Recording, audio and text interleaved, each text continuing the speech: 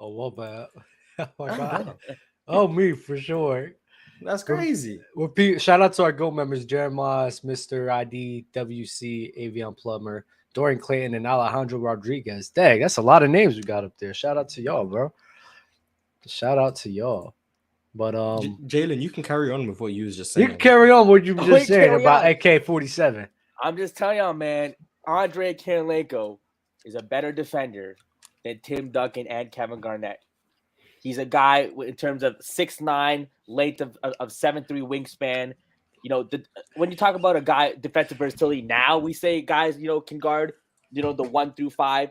Back in his day when he came in, that was a rarity, and for him to be able to do that and not only guard him but elite. You're talking about guarding Kobe Bryant, getting. I saw clips of the game the other day where he got 4 block shots on Kobe in one game. 4 in one game against Kobe Bryant. And in another game, go and guard Kevin Garnett at an elite level. How many players in NBA history are able to say they can guard Kobe Bryant and Kevin Garnett at an elite level? And you talk about the greatest jump shot blocker of all time. You got to talk about his block percentage at his peak was 8.5% in 2004, 2005. In 2005, 2006, it was 7%. While all-time great like Tim Duncan, his highest ever was 6.4. That was in 2012. So ANDREI KIRILENKO, again, the defensive versatility, his one-on-one defense, his help defense, I think it goes incredibly overlooked. One of the greatest help defenders of all time, maybe the greatest help defender of all time. Incredible. And you're talking about a guy, when talking about defensive instincts, jumping passing lanes, knowing how to maneuver through screens, the little things like that. ANDREI KIRILENKO was just that guy. The best defender in 2000 without a doubt, and better than Kevin Garnett and KG. Morris? Oh, I talked about it with him yesterday. He's wrong. In what sense? I mean, hey, let's go break it down. The numbers you said, I guess they're accurate. I mean, I'm not gonna check. I'm not gonna go out my way to look at what his block percentage was. I guess they're true. Yeah. But other than that, everything else you said was just wrong. Like from the moment you said that ANDREI KIRILENKO was a better defender than KG and Tim Duncan, that's where you went wrong. And then everything after that was just adding on to the fact that you was wrong. Oh, hello, Le. I think ANDREI KIRILENKO does everything other than rim protection better than those guys. And I think the separation between the other guys, a defense on the wing, and Tim Duncan and Kevin Garnett are elite rim protectors. ANDREI KIRILENKO is an incredibly good rim protector himself, even when he played at the 4, while clearing these guys in defensive versatility on the perimeter. He does not clear KG. He does not clear KG. Oh no, KG can be serviceable on the wing, but KG's still getting blown by a lot. KG's not on the foot speed. Jalen, you did not see KG. Mars. You didn't see it. Mars. You know what's funny? We all in the same Discord, and when Jalen said it in Discord originally, we was flabbergasted. Then he went on Dubs to say this, and you know what we did in Discord? We all got up and watched film on ANDREI KIRILENKO. He's lying. I'm sorry. You lied. ANDREI KIRILENKO was a incredible defender. I'm about to say, I don't know what you. I don't know. We went back to Spurs. I forgot. We watched this. Listen, we watched the Spurs and the Jazz. I forgot the playoff game. They was getting killed by the big man 2-man action. They could not rotate. ANDREI KIRILENKO was missing reads. He was getting killed in the post. Like he was good. He was running good defender. He was playing good defense. I forgot. I gotta ask Khalil exactly what game, but Jalen, he was getting exposed by the Spurs in the pick and roll. They was picking the Utah Jazz apart. I don't know what world you. And only that, he's not even a better. KIRILENKO's not a better defender than Anthony Davis. I don't think he's the best defender in his generation. Whoa. Is he even better than Ron Artest? I think he's the best defender of a generation without that. I think the best defender of 2000s is ANDREI KIRILENKO. Jalen, I get accused of this a lot where I say something that's against the grain, and people just say I'm saying something just to like be a contrarian. But I genuinely believe the things that like I say for the most part. Like, when I say John Stockton is in the top 5 playmaker, I believe those things. Yeah. For my sanity, I can't believe you believe what you're saying. I can't. Well, it doesn't make sense. Mars. He said this in the Discord, and he actually. I don't believe him.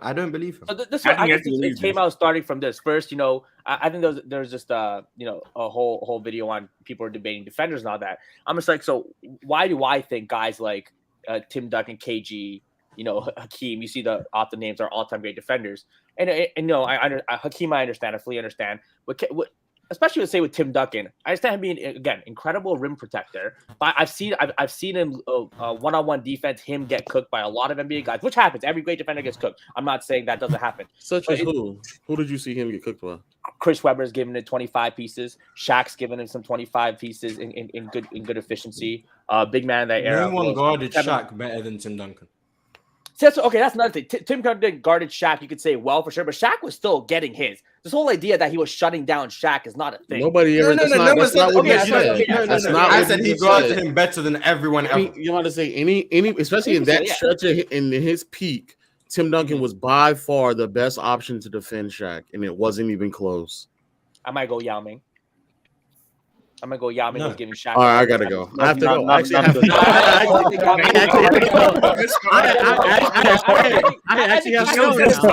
think Shaq even said it himself. I just decided. I think Shaq even said it himself.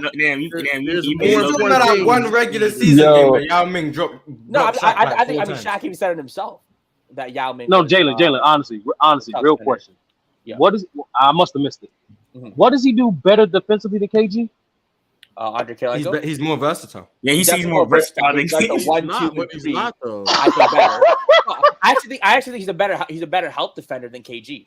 He's a better help defender. Hold on, time out. I'm telling you, You talk about I'm telling you, ANDREI KIRILENKO, whenever he's playing the 3 or 4, whenever he needs to. This is worse than every LeBron take you've ever made. You're choosing a lot of weird hills to die on today, dog. No, I'm telling you, ANDREI KIRILENKO. So, I have a question. Wait. So hold on. So Jalen. You say he's more versatile when we literally seen KG guard honestly 1 through 5. Like KG can obviously say he's one of the handful of players in NBA history that can guard 1 through 5. And there's actually some games you actually see him. Dude, what 5 have you seen KIRILENKO guard in the 2000s? He started Kobe Bryant. He guarded Kevin Garnett himself. He guarded Tim Duncan. What are we talking about? He was guarding Tim Duncan. He was guarding. I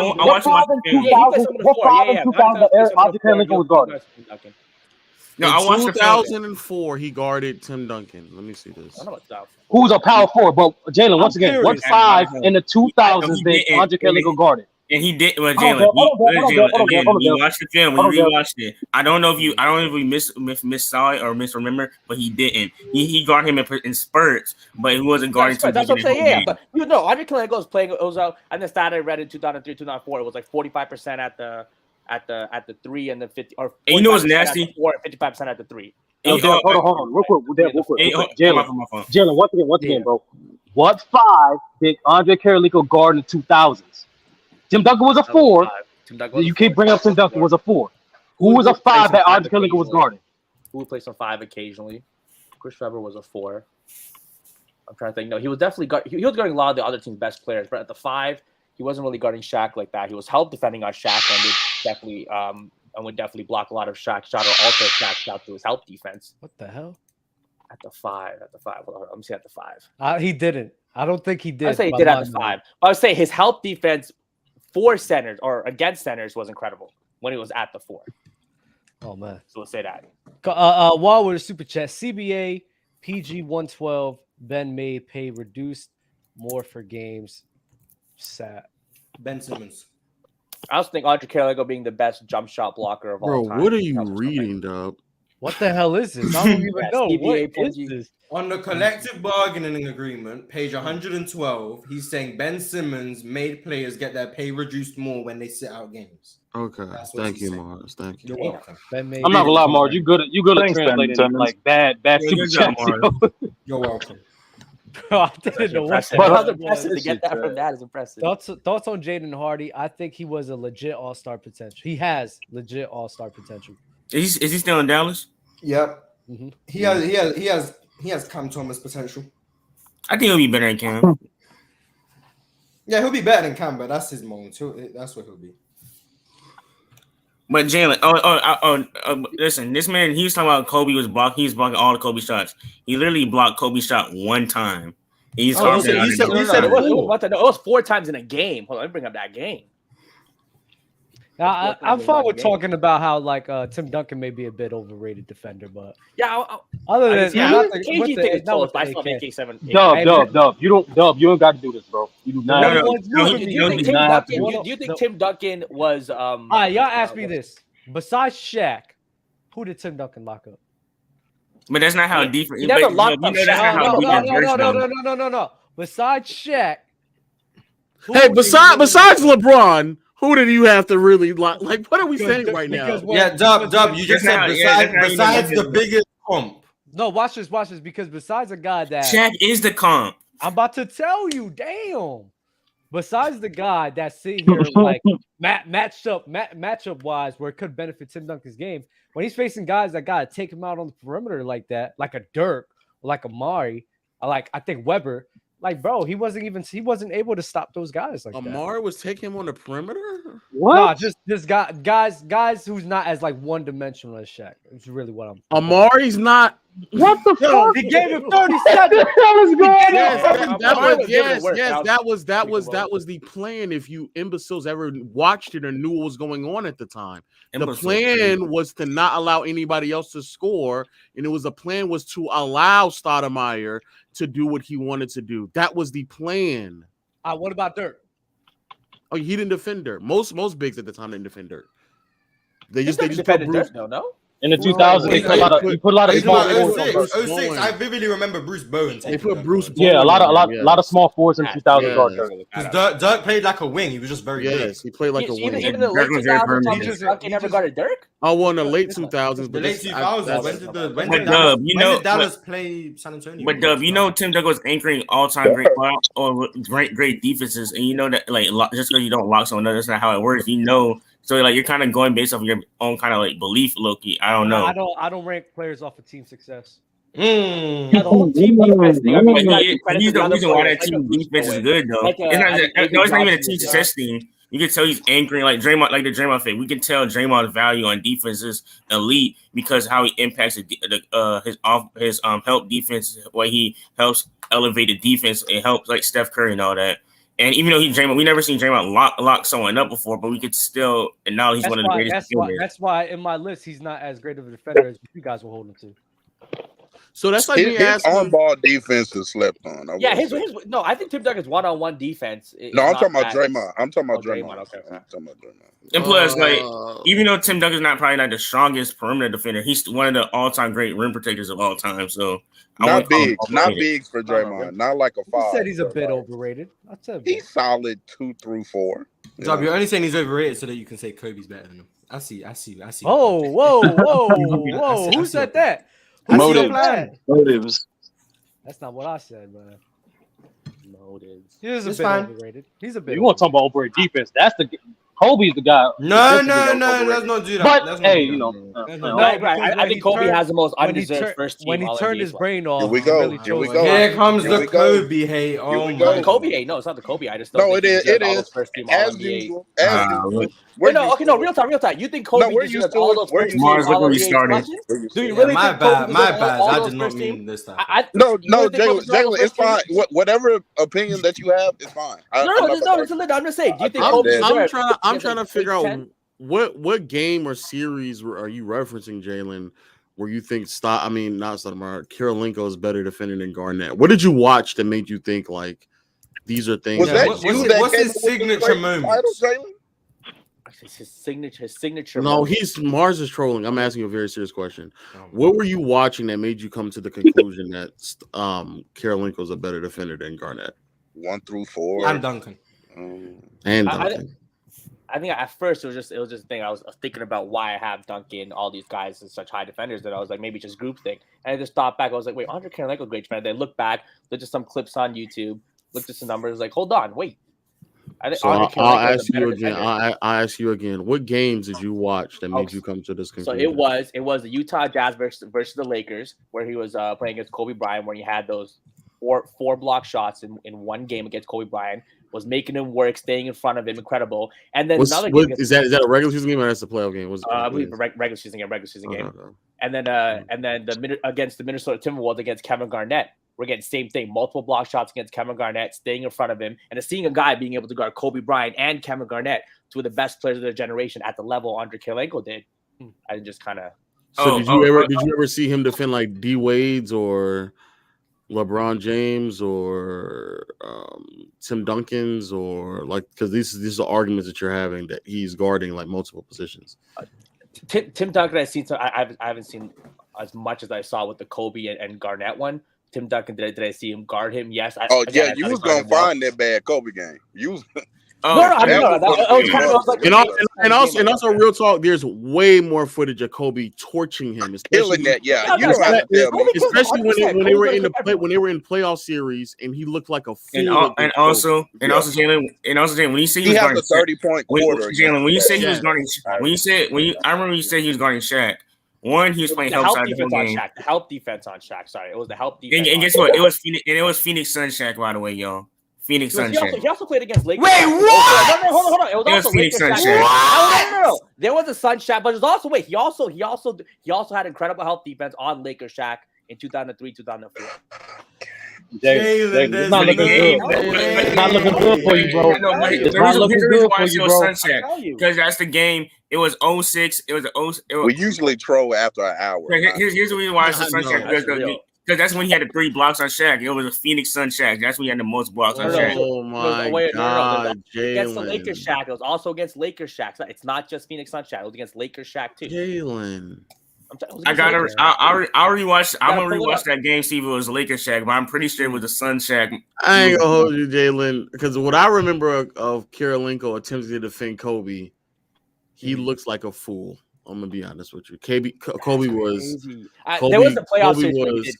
Yes, in 08 and I think in 09, Kobe made him look like a fool.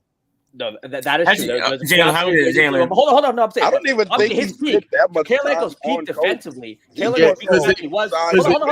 they couldn't do it, so they kept throwing like Ronnie Brewer. 2006 is his peak defensively. 2002 to 2006. I know people remember this because this game is actually online. 06-07 season when Kobe had 30 and a quarter against Andrei Kirilenko. Go watch the third quarter of that game. Just go. Mars, not only that, watch game 1 of the Spurs of 06-07 series playoffs. Playoff game 1, 06-07 of the Spurs game. That's gonna expose a lot. I do think Andrei Kirilenko is a great defender. He was a good defender. He was a great defender. He was very good. He wasn't Tim Duncan or Kevin Garnett.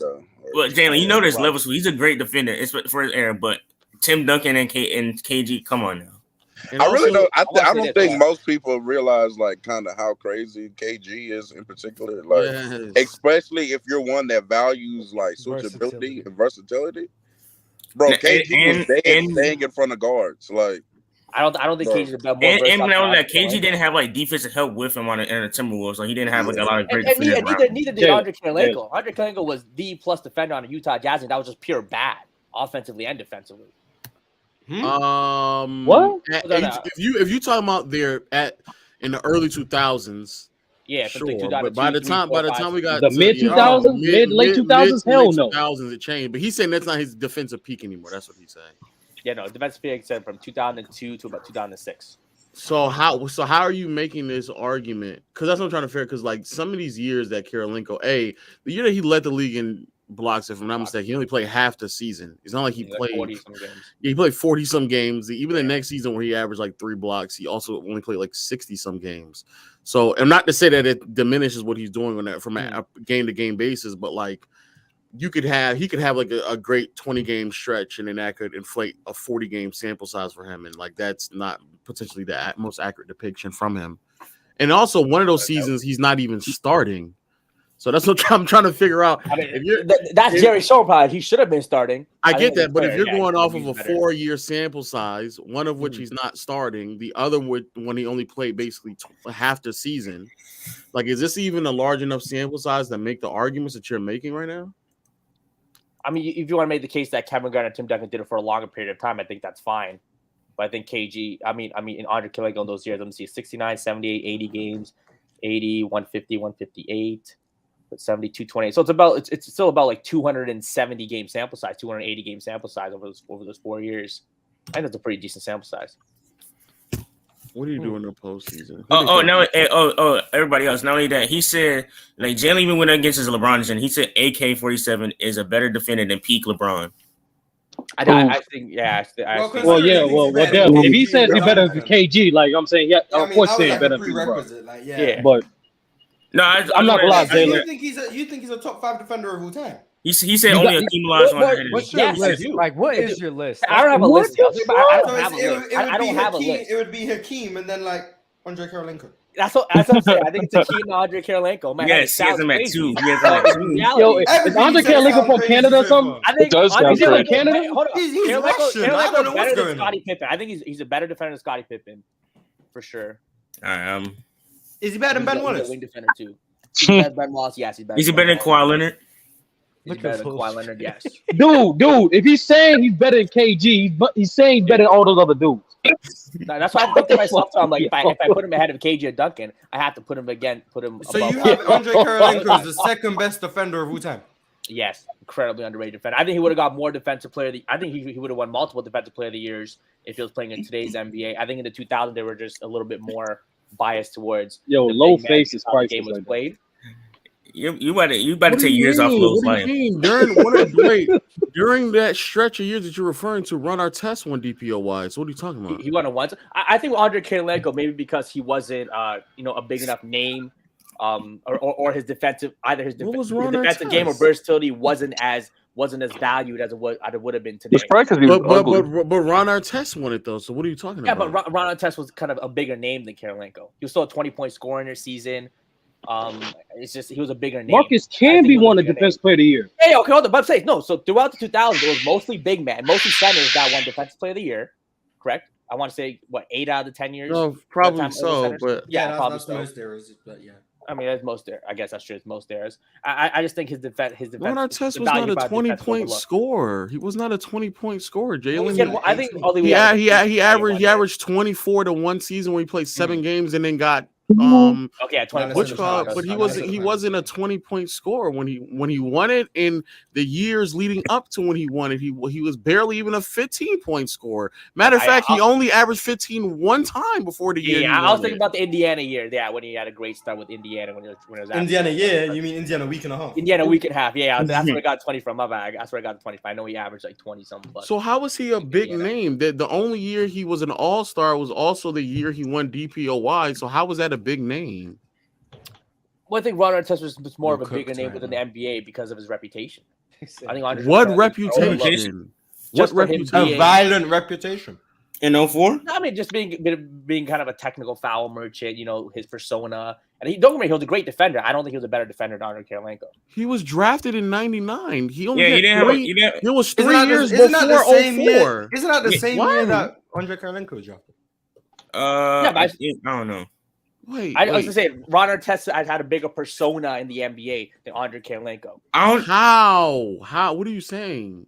I mean, he was just more. You don't think Ron Artest was a more popular player in the NBA or more known player in the NBA in 2000s than Andre Kirilenko? I think it was, especially to a casual fan. Not up until that point in his career. In 04, I don't know.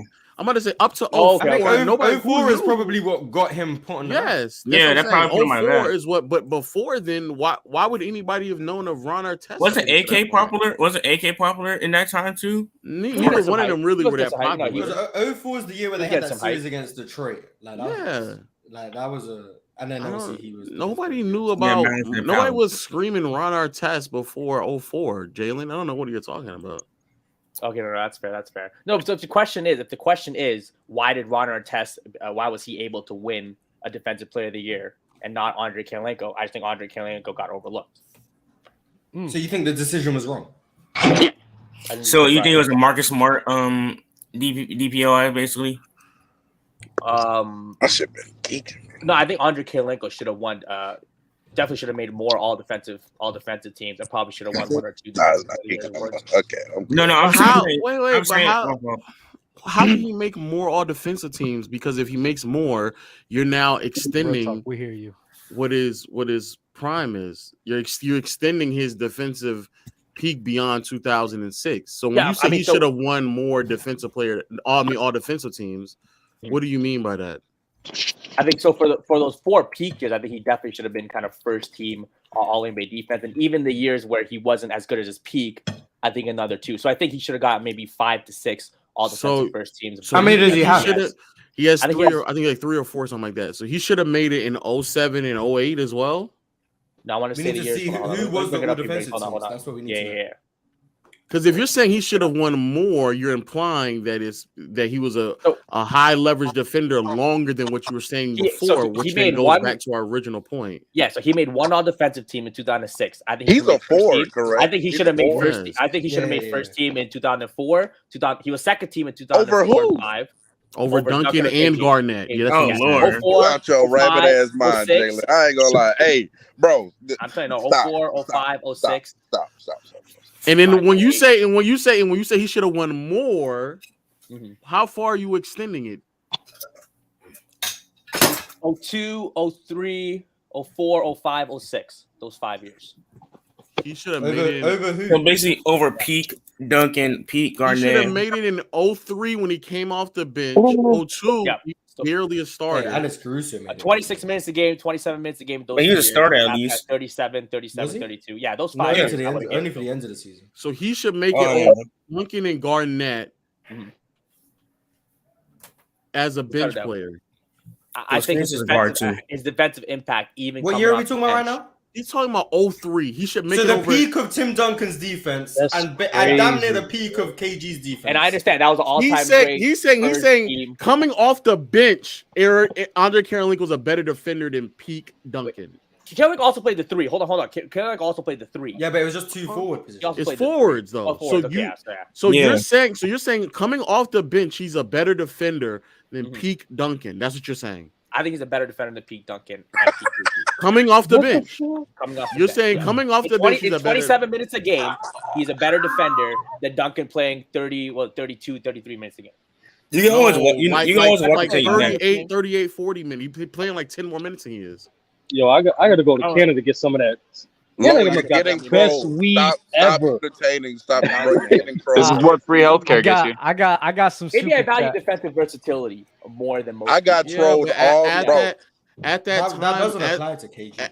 It doesn't either. And at that time in NBA history, this is a thing like I think we fail to understand, bro. At that time in NBA history, and even right now, but definitely at that time, undeniably was way more valuable to have a rim protector and somebody who can protect the basket, rotate over at the rim. Like it's way post defender. It's way more valuable because especially when we get to like 02, 03, bro, most offenses are still ran inside out. And as good as you think KIRILENKO was, especially in 02 and 03, he is not defending inside the lane. He's just not. I think maybe you're underestimating ANDREI KIRILENKO's rim protection. No, I think you're just making things up. I think you're making. No. I think he's an incredible post defender, and again, he's an incredible post defender. Jalen. Yeah, it's a size 6'9". Where's the proof of that in 02? Where's the proof of that in 02? Oh, let's bring up the footage against him versus Tim Duncan and KG. Look at him guarding KG. Look at him guarding Jalen. Are you baked? Is that so far? That's 02? Jalen, so far you're basing this whole. You got to this conclusion based off 3 matchups, a 5-year span, and one of those years you said he's better coming off the bench. When those 2 guys, you said he's better at their peak. You said 2002, right? You said his rookie season, he's an incredible post defender. KG had 45, 16, 11 in 02. Then he's gonna cook. He's gonna have his games where he cooks. The next game, same year, 42, 21, 14. KG. Here's the next year. Here's the next year. Hold on. Here's the next year. 43, 26, 14, and next year in 03. Oh my God. There's no way KG was routinely giving this man 40. Hold on. All right, the next 40? year. I'm almost done. The next year, 45, 24, 17. Another triple double. That's not KG's best skill. That's not KG's best attribute. I'm about to say, KG's best matchup was ANDREI KIRILENKO. All right. He got one game. All right, hold on, Jalen. this game, Jalen. All right. KG has 16-10 in this game. But unfortunately, but guess what, Jalen? The next game, another 40-point triple-double. No! Yeah, we gotta see who was guarding who. We gotta see who was guarding who. Hold on. I see 2005, I see a 12.8 rebound game against That's Andrei not Kirilenko. what you said. You said in 2002. Okay, that's fair. You know what? You're right. 2002 might have been a stretch. I might have been reaching for that one. 2002 would have been a reach. Would have been a reach. That's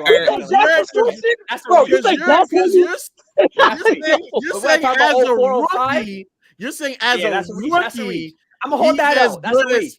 That's wrong. Okay, that's wrong. As a rookie, how old was KG in 2011, y'all? Hold on, this was 2011. Hold on, this was hold up. 2011 was he's probably like 34. Yeah. Okay, all right. It's nothing too crazy. 21, 3, 3, 3, 1 and 1. If Garnett is giving you anything over 25, you're not that good of a defender. Actually, here you go. I got something. I'm gonna hold the L on the 02-03. I'm gonna hold the L on the 02-03 season, okay? Because guess what? Like you say, I'm gonna hold that L, all right? Okay, so let's go to 04-05. Let's go to 04-05. No one's really debating was he a great defender during that 3 stretch years.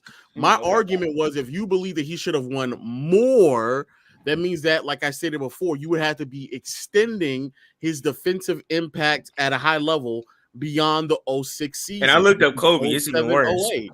And I was about to say, if you were extending it beyond 06 and we get to 07, 08, now we're getting to the Kobe. You don't want the Kobe talk. You don't want to see the Kobe. And I vividly remember Kobe frying him.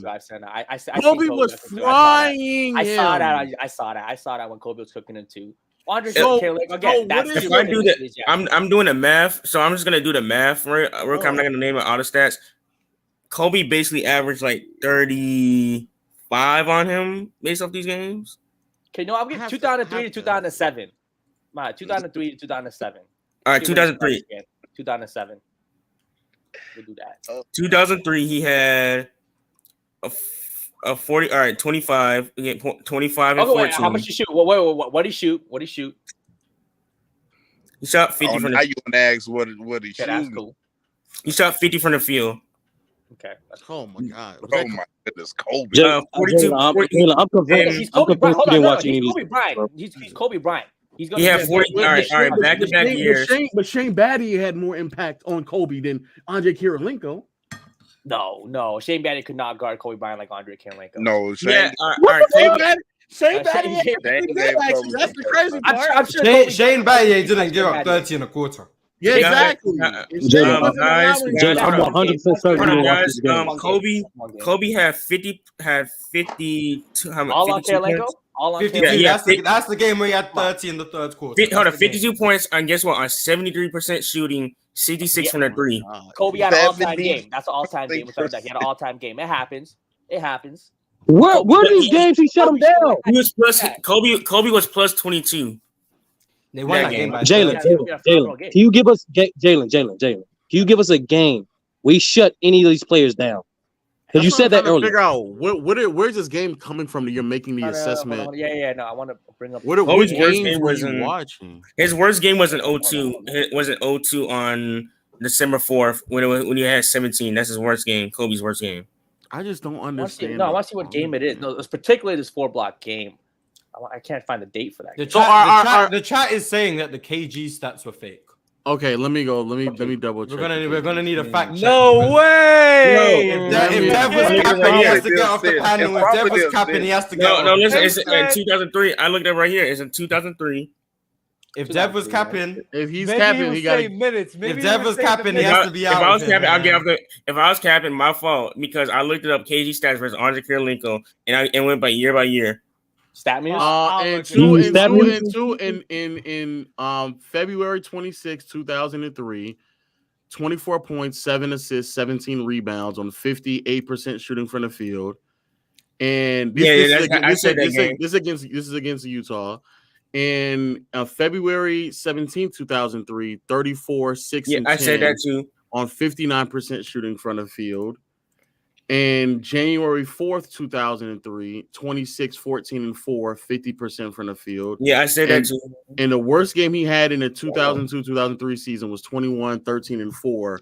He shot 47. 47%. Yeah, where the 40 people? Now, I'm gonna go to the next season, and if you didn't, these are still great numbers, but yeah, these are great numbers. But I was hearing 40. Yeah, I was hearing 40. I was hearing 40 as well. So I'm gonna go to the next season as well. So let's see the next season. This game.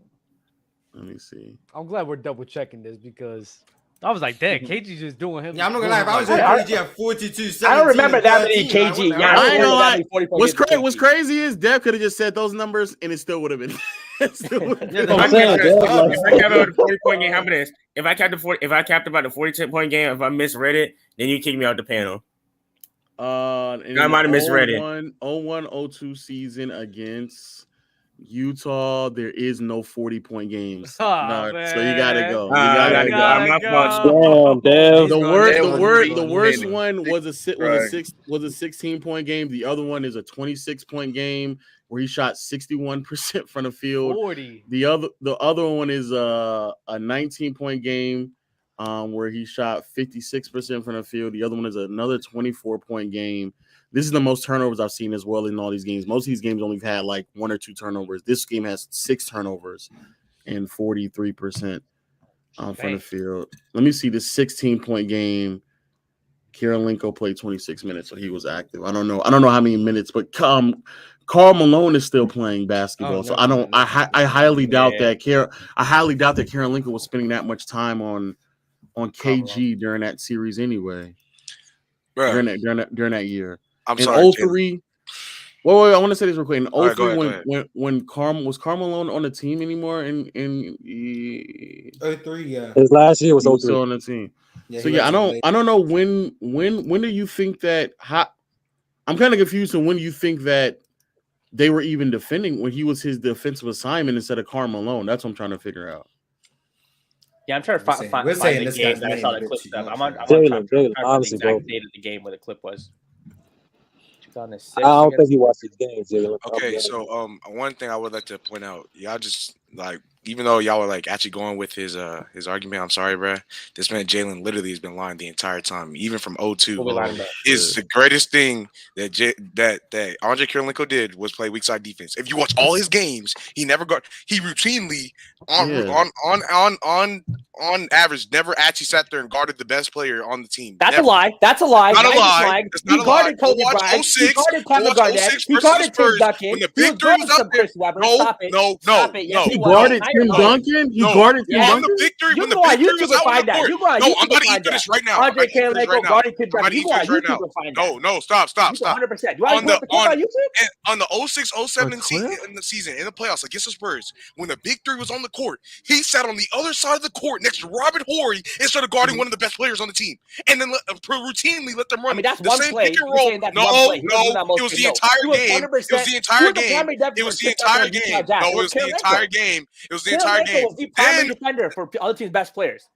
Okay, so if I go, I'm about to go watch it right now. If I go and watch some of these, if I go and watch some random Utah Jazz games from the 02 to 04, am I going to see Andrei Kirilenko and the other team? No, you're not. I just got done watching Utah versus Miami. He was not defending D-Wade. If I go watch Utah versus Orlando, am I going to see him on T-Mac? It was so bad. It was so bad because they said he was one of the best weak side defenders. They said he was potentially the best weak side defender in the game. So maybe there's a chance. The announcers were sitting there on each game that I watched. They were saying that he was one of the best weak side defenders in the game, potentially the best. They never talked about this man guarding Tim Duncan. They never sat there and said, "Oh, he went against T-Mac and he shut him down." You're lying right now. So I don't know why you're doing this. I don't care what the announcers say. What the announcers say has nothing to do with. You can go watch multiple games. You can go watch multiple games from each year you stated. He was on the weak side for the majority of the game. He barely guarded whoever the best. So wait, I want to in 07 against the Spurs in this series because I'm watching it right now.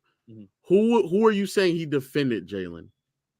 I'll say in the playoffs? In the Spurs, yes. In the Spurs playoffs. Who are you saying he defended? I couldn't tell you. I couldn't tell you. So I'm not going to say that. I couldn't tell you. But you just said and say he was defending Duncan. Playoffs.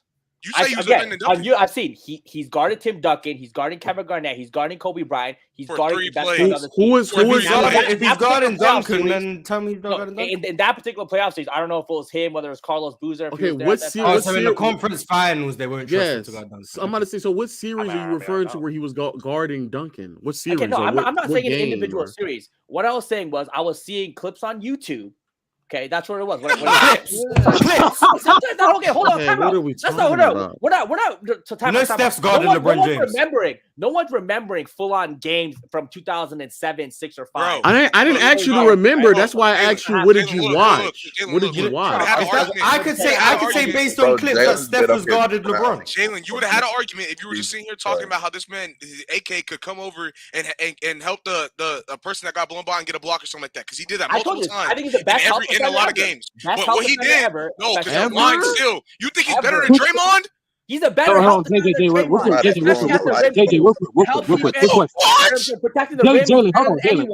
I gotta ask you a quick question, bro. This is an important question because you said that multiple times. What are you trying to observe when you're trying to assess a player's help defense? What are you looking at? What I'm looking at is help defense. I'm looking at his basketball IQ and timing, when to go help, and then also his ability to get back to his defender when that player is either double teamed, get back to that defender using his length to get back to that contender and contest the shot. But also help defense, just being able to time the shot, affect the shot, and block the shot. That's help defense. Nigga is defending. I'm actually one more time. So you think he did that better than KG? I will say in that situation he was a roamer. If you this nigga is defending Bruce Bowen. In the 04 season, he is guarding T-Mac right now, but T-Mac did average 36 on him that season. So he was. They were the same position. He probably more or less. I know, but the argument that he had, if you want to say, was T-Mac a 2 in Orlando? Yes. Look, that was like his best year. Yes, he is guarding T-Mac here, but T-Mac is torching him. The fact of the matter is, this man Jalen Sneed's the second best defender all time, behind Hakeem Olajuwon. Because clearly he's not ranking Bill Russell anyways. So off the strength of that alone, he's trying to sit here and say that this man is over here guarding on the perimeter at the high GOAT levels. Why is Tim Duncan better than ANDREI KIRILENKO? Why is Tim Duncan a better defender than ANDREI KIRILENKO? Fellas. Why is Tim Duncan better than ANDREI KIRILENKO? And by the way, Dub tried saving him yesterday too. Why is saying Carlos Boozer didn't even do nothing to this man. So you're lying once again. No. Why is Tim Duncan watch the game. This man Tim Duncan wasn't even guarding Carlos Boozer. He was not. Like, bruh. Why? Hold on. Why is Tim Duncan a better defender than ANDREI KIRILENKO? He's a better roamer, rim protector. He's not a better roamer. Yes, he is. He's a better rim protector, and that's about it. He's a better post defender as well. He's a better 1v1 post defending. So when you say post defender, I mean post. On the other variations of defense. Yeah, what are the other variations of post defense? When you say post defender, are you talking about his one-on-one ability with another player on the post? What other way would I be talking about? I don't know. I want to see what you're saying is post defense. What other way is post defense? Right now. You know what post defense is. So one-on-one post defense, ANDREI KIRILENKO is a better one-on-one post defender than Tim Duncan. Tim Duncan one-on-one defense is not great. There's so many clips you don't get from this stream, bro. You guys are overhyping it because they're an incredible team. You're lying. You're literally lying. I can sit here and lie too. I can sit here and say that this man Klay Thompson is a better shooter than Steph Curry, and I would just say the same things you're saying right now. You could say nothing. I want Jalen. Slow lateral quickness. Yes, slow lateral quickness. He's getting beat off the first step by multiple players. Tim Duncan's not that good of a one-on-one defender. Who's multiple players? Again, guys who play there. Chris Webber was giving him the work every time. Chris Webber was giving him the work every time. Oh my God. Chris Webber was giving Tim Duncan the work. When? Let's pull up. Let's stat muse this. Chris Webber versus Tim Duncan. How can you just don't know? Guess what? Jalen. What series did you watch, or which games did you watch where Chris Webber was giving Tim Duncan the business? Sacramento versus San Antonio Spurs. Which I know those are the two teams they play for, Jalen. I get that. What series? Which years? I can't give you March 19th, 2006. Regular shit. I can't give you those exact dates. What did you watch then? Wait. I'm not gonna remember the date. Wait. No, you're not gonna remember the date. What did you watch though, Jalen? Didn't you say you was watching this like Sacramento Kings versus San Antonio Spurs. We'll bring up the game block. I'm not going to give you individual dates. Stop it. No one's going to remember. No, I didn't. What series? What did you watch? What did you watch, Jalen? I'm not talking about Jalen, what did you watch? What did you watch? Sacramento Kings. No. What game of the Sacramento Kings? Those were the games. What games do you remember watching from the Sacramento Kings versus San Antonio Spurs? What games? This is cringe as hell. Season games. Was it games or highlights? Regular season games. What year? 2004, 5, 6. I mean, those are popular teams throughout that decade. I've seen a lot of their basketball. So you're going based on their popularity. Was it games or highlights?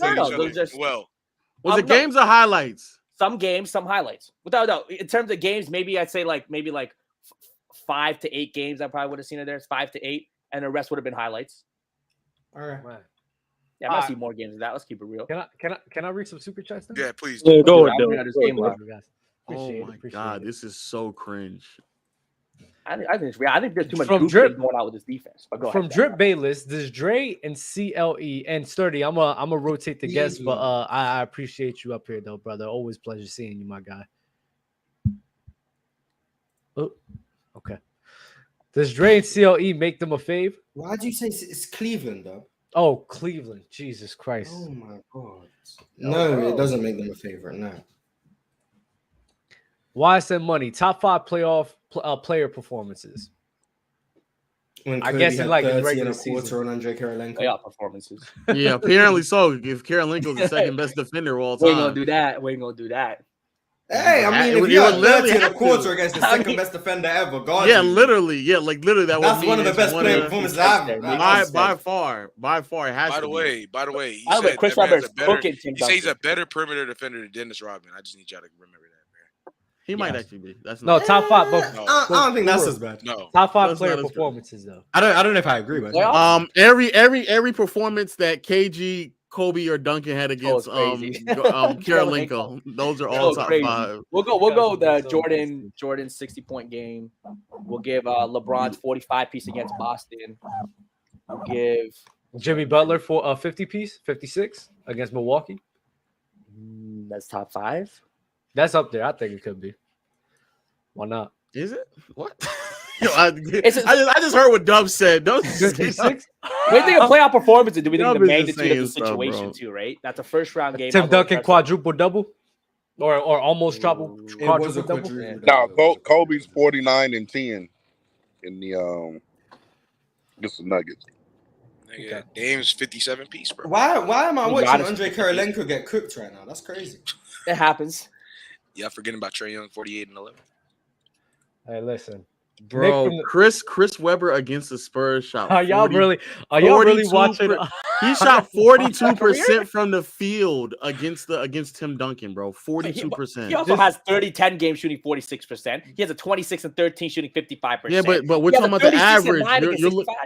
You're looking at the heights of it. So now, the fair point with the averages, though, you got to take away the Detroit years, the Philly years. No, this is just against. Okay, I see what you're saying. Let me try to find. It's only a couple games, isn't that? Detroit for 2. Hey, Detroit, hey guys, how you doing? What's up, Cowboy? Jalen, what's the top 10 again? All-time defenders? I didn't hear it all. I don't have a top 10 list for defender. I'm trying to figure it out. Why not? I'm trying to figure it out. I'm trying to reevaluate. No, before I tell you this, hold on. No, Jalen.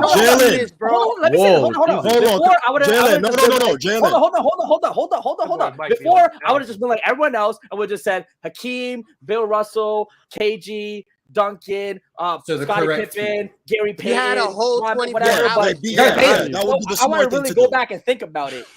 Exactly. Yeah, but you didn't think about it. What I value, a guy like Sean Marion. You didn't think about anything, He's Jalen. your all-time great defender. See, Jalen, if you had that top 10 all defenders list, you could then help your argument because right now it just sounds like you're straight chatting. You said sound like. You said it. Wait, no, Bob. You said it sound like. I just think I'm trying to be nice to the dude, man. No, don't say it sound like. No. He's gonna take this whooping. No. He's gonna get this jump. No. Because the reality is, most people have the reality is most people have those defenders, the top 5 of Hakeem, Bill Russell, Duncan, KG, and let's say Scottie Pippen, because somebody in ESPN said it, and everyone runs with it. Look at Low. No one's actually looking at their games, looking at their playing defense, and really thinking. You're not looking at the games either. I gotta go back and look. Dub, save him now. No, Dub, what I'm saying is, Dub, save him now. No, save him now. Don't say that defending. You're not looking at the games. You say you watched a couple I clips. want to know if he's better than Triple J. Isn't that what you said? That you watched a couple clips? Tim Duncan is not a top 5 defender all time. I don't think. Dub, save him now. Dub, save him now. No. Let him die. JJ, I'm watching Cody. Overrated. Dub, you agree? Let him die. Carlos Boozer cooked him, Dub. Yeah. Carlos Boozer. Let him die. Rashad Lewis. Dub, you quiet now for what? Boy. The referee just looking like somebody knocked this dude out so we could just change the topic real quick. Again, I'm still waiting. Okay, wait. You know what? Low, don't ask this because people will just ride the coattails of Low first answer. Why is Tim Duncan a better defender than Andre Kirilenko? I didn't hear that. I want to hear your opinion. Don't ride the coattails of Low. Let me hear y'all's opinion on why Tim Duncan is a better defender than Andre Kirilenko. Let me hear it. Let me hear it. Do you really want? Yo, Jalen, you really say something for real. Say something. Give me a reason. You can't even throw that man a life preserver. Give me a reason. No, comment Bob. Give me a reason why Tim Duncan is a better defensive player than Andre Kirilenko. Oh my God. Who the question for, Taylor? Don't be quiet now, folks. I'm asking. He's asking Cowboy Bob.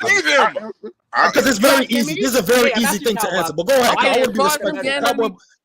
Set the tone for this. Yeah, set the tone. Tim Duncan is a better rim protector, roamer. There you go. He's better. He literally in general, he's a better at deterring shots at the pin, at people entering the paint. He's better at defensive communication. He's a better defensive communication. Okay, Tim Duncan right now.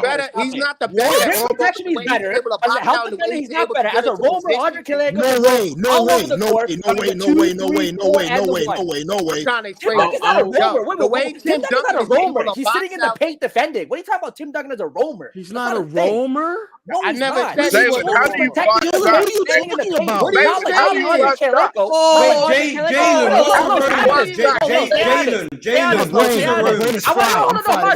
on. Here, JJ, Cowboy Bob, let me hear it. Why I is Tim just listening Duncan to you. a better? I literally said the way that he's able to be in position, box out, stay on a bigger guy, also keep him away from getting his own rebound, as well as him being able to time defensively when to jump and contest shots. Yes, he didn't get a lot of blocks. Andre Kirilenko was that guy. His help defense timing block. Andre Kirilenko was a better jump shot blocker than Tim Duncan. You got okay. You got the protection of AK-47. I got mine to Tim Duncan. For me, Tim Duncan was one of the hardest guys to play against. Yes, a lot of guys did get 20 or whatever, but his contesting of the shot, him getting into position, him able to box out, him also being able to deflect passes as well. Tim Duncan, Andre Kirilenko is better at jumping and getting steals than Tim Duncan. He's better at deflecting passes. Went to the 5. So what are you talking about? Tim Duncan. Andre Kirilenko is better at deflecting passes. That's just a lie. Tim Duncan was not that guy to get steals and jump into passing lanes or affect passing lanes like Andre Kirilenko. Andre Kirilenko was that guy who passing lanes. He's in different parts of the floor. Like, yeah. I'll give it. Kirilenko's more versatile. Really? Wait. I want to this. Okay, I reduce it for you, Jalen. Exclusively from the 2000 season to the 04 season. So that is the best version of Chris Webber. Bro, he is shooting 46% from the field, bro. Even if you want to use, even if you want to say the true shooting, he was sub 50% true shooting. He's still giving you 23, 24 points, but he's turned the ball over nearly 3 times a game. I mean, there's nothing with his game. There's nothing. 50% true shooting in 2000 to 2004 is not terrible. That is what? That's below the average. That's below the average. It is. Okay, below the average is fine, but he was still cooking. He was still getting you 24. That's fine. That's fine. I'll take 24, 25, 26. Help him now. 50% true. He's talking about Tim Duncan and his overrated defense. Go ahead, spit it. I already said his defense is a bit overrated. Oh, wait. You know what? There's never been during that stretch of years, the league average true shooting was around like 52%. If you're sub 50, You're below league average. So he was I thought he was at 50, so he's 2% under, or he's sub 50. What's his shooting? Sub 50 means under 50%. Under. So he was under 50%. And you said it was 52% during that time. Yeah, around that time it's around. So he's a negative. He was a negative. He was a negative efficiency. You said 52 to 47. No, he's like this is cumulative between 2000 and 04. So he's probably like -2, -2, -3. -2, -3 is not the worst thing in the world. No. Well, this is true shooting. Field goal percentage is 46%. 48 true shooting. 49. 40. Oh, no. 49. That's bad. That's bad. They'll give you 25, 26, and 11, 10. No, I'm rounding up. It's rounding up to 23, 24. It's not 25, 26. I don't know where you got that from. You went up 2 more points. Okay, you're just saying anything. 23 to 24, 49. Yes, 49 true shooting is horrible. That's a horrible true shooting, Jalen. That is bad. Give me That's Bob Cousy true shooting. That is bad. So with Andre Kirilenko, I don't know. I have no idea what you're referring to, Jalen. No idea. I don't even know why we entertain. I have no idea what. Maybe I said Chris Webber. Chris Webber was still giving him what do you say? So 23 and 10 on 49% true shooting. Jalen, you were just saying that's bad. At this point, Jalen, I'm gonna say the rebounds don't really. You saying he got 10 rebounds? Okay, the Spurs missed a shot. He got a rebound. Yeah. It doesn't really matter. The 23. So what are you talking about? He was cooking him. What do you mean he was cooking him? What do you mean? I mean, so I was thinking about in 2000 the 30-point, 10 rebound game. He heard Dub say it. That's what he said. He heard Dub say it. He's like, no. I'm gonna say this. No, I mean, look. Was Chris Webber's field goal percentage true shooting? I'm not gonna hold you. Dub set him up. L-Mans. 26 to 13, 30 and 10. You keep saying 20. You keep saying 20. You're highlighting games here. Yeah, I know you're highlighting. Okay, but then I can also look at individual games where he had 13 points in 35 minutes. I think 23 points against that defense, not only against Tim Duncan, that defensive unit of the Spurs is still impressive, even if it's at 49%. No, it's not. Jalen, you're just talking right now. No, it's not. But the Spurs. No, you're just saying anything. Hold on. No, it's not, Jalen. You're just talking. No, it's not. Yeah, you're just saying anything. The Spurs. Hold on. It's not impressive to be. Jalen, you just shot chucking to get the 23 points. It's not impressive, Jalen. That's not impressive. Hold on, 46% field goal percentage is not shot chucking though.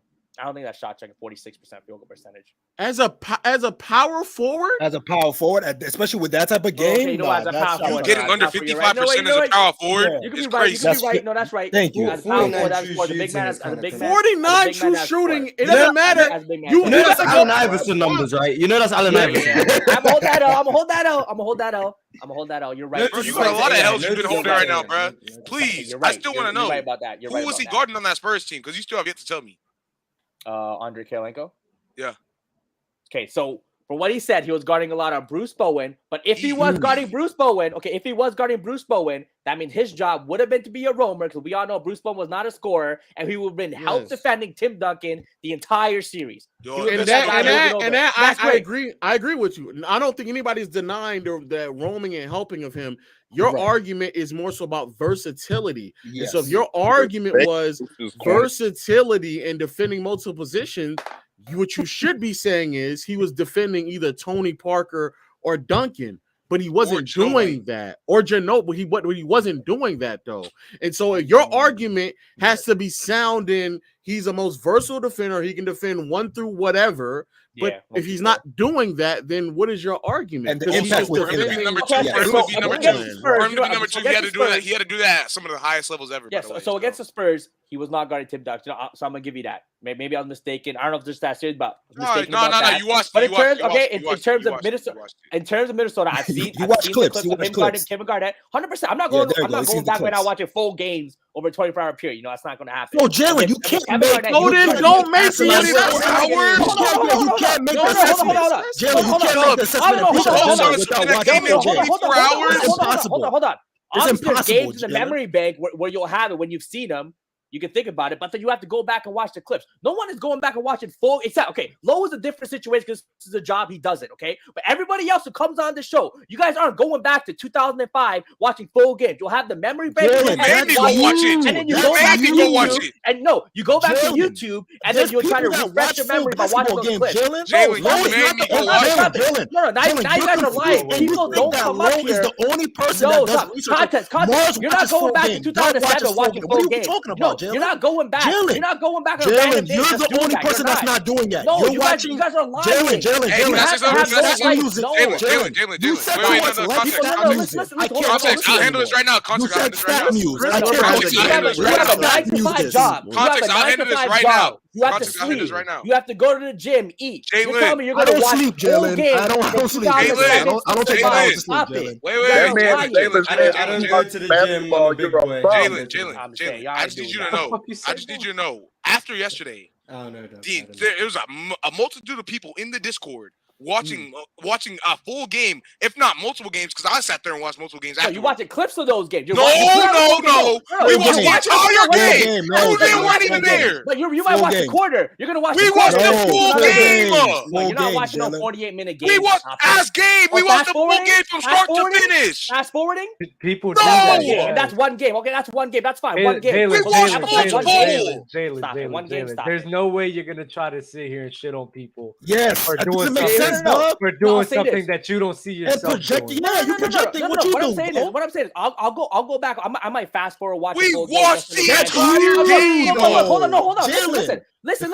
As a guy who's been on the Discord, I have watched games. Okay, but I'm not gonna go back and watch 10, 20 full games of ANDREI Kirilenko or Kevin Garnett from 2007. So how do you watch one game? We watched ANDREI Kirilenko get picked apart in the pick and roll because he didn't want to help. I saw those. I saw those.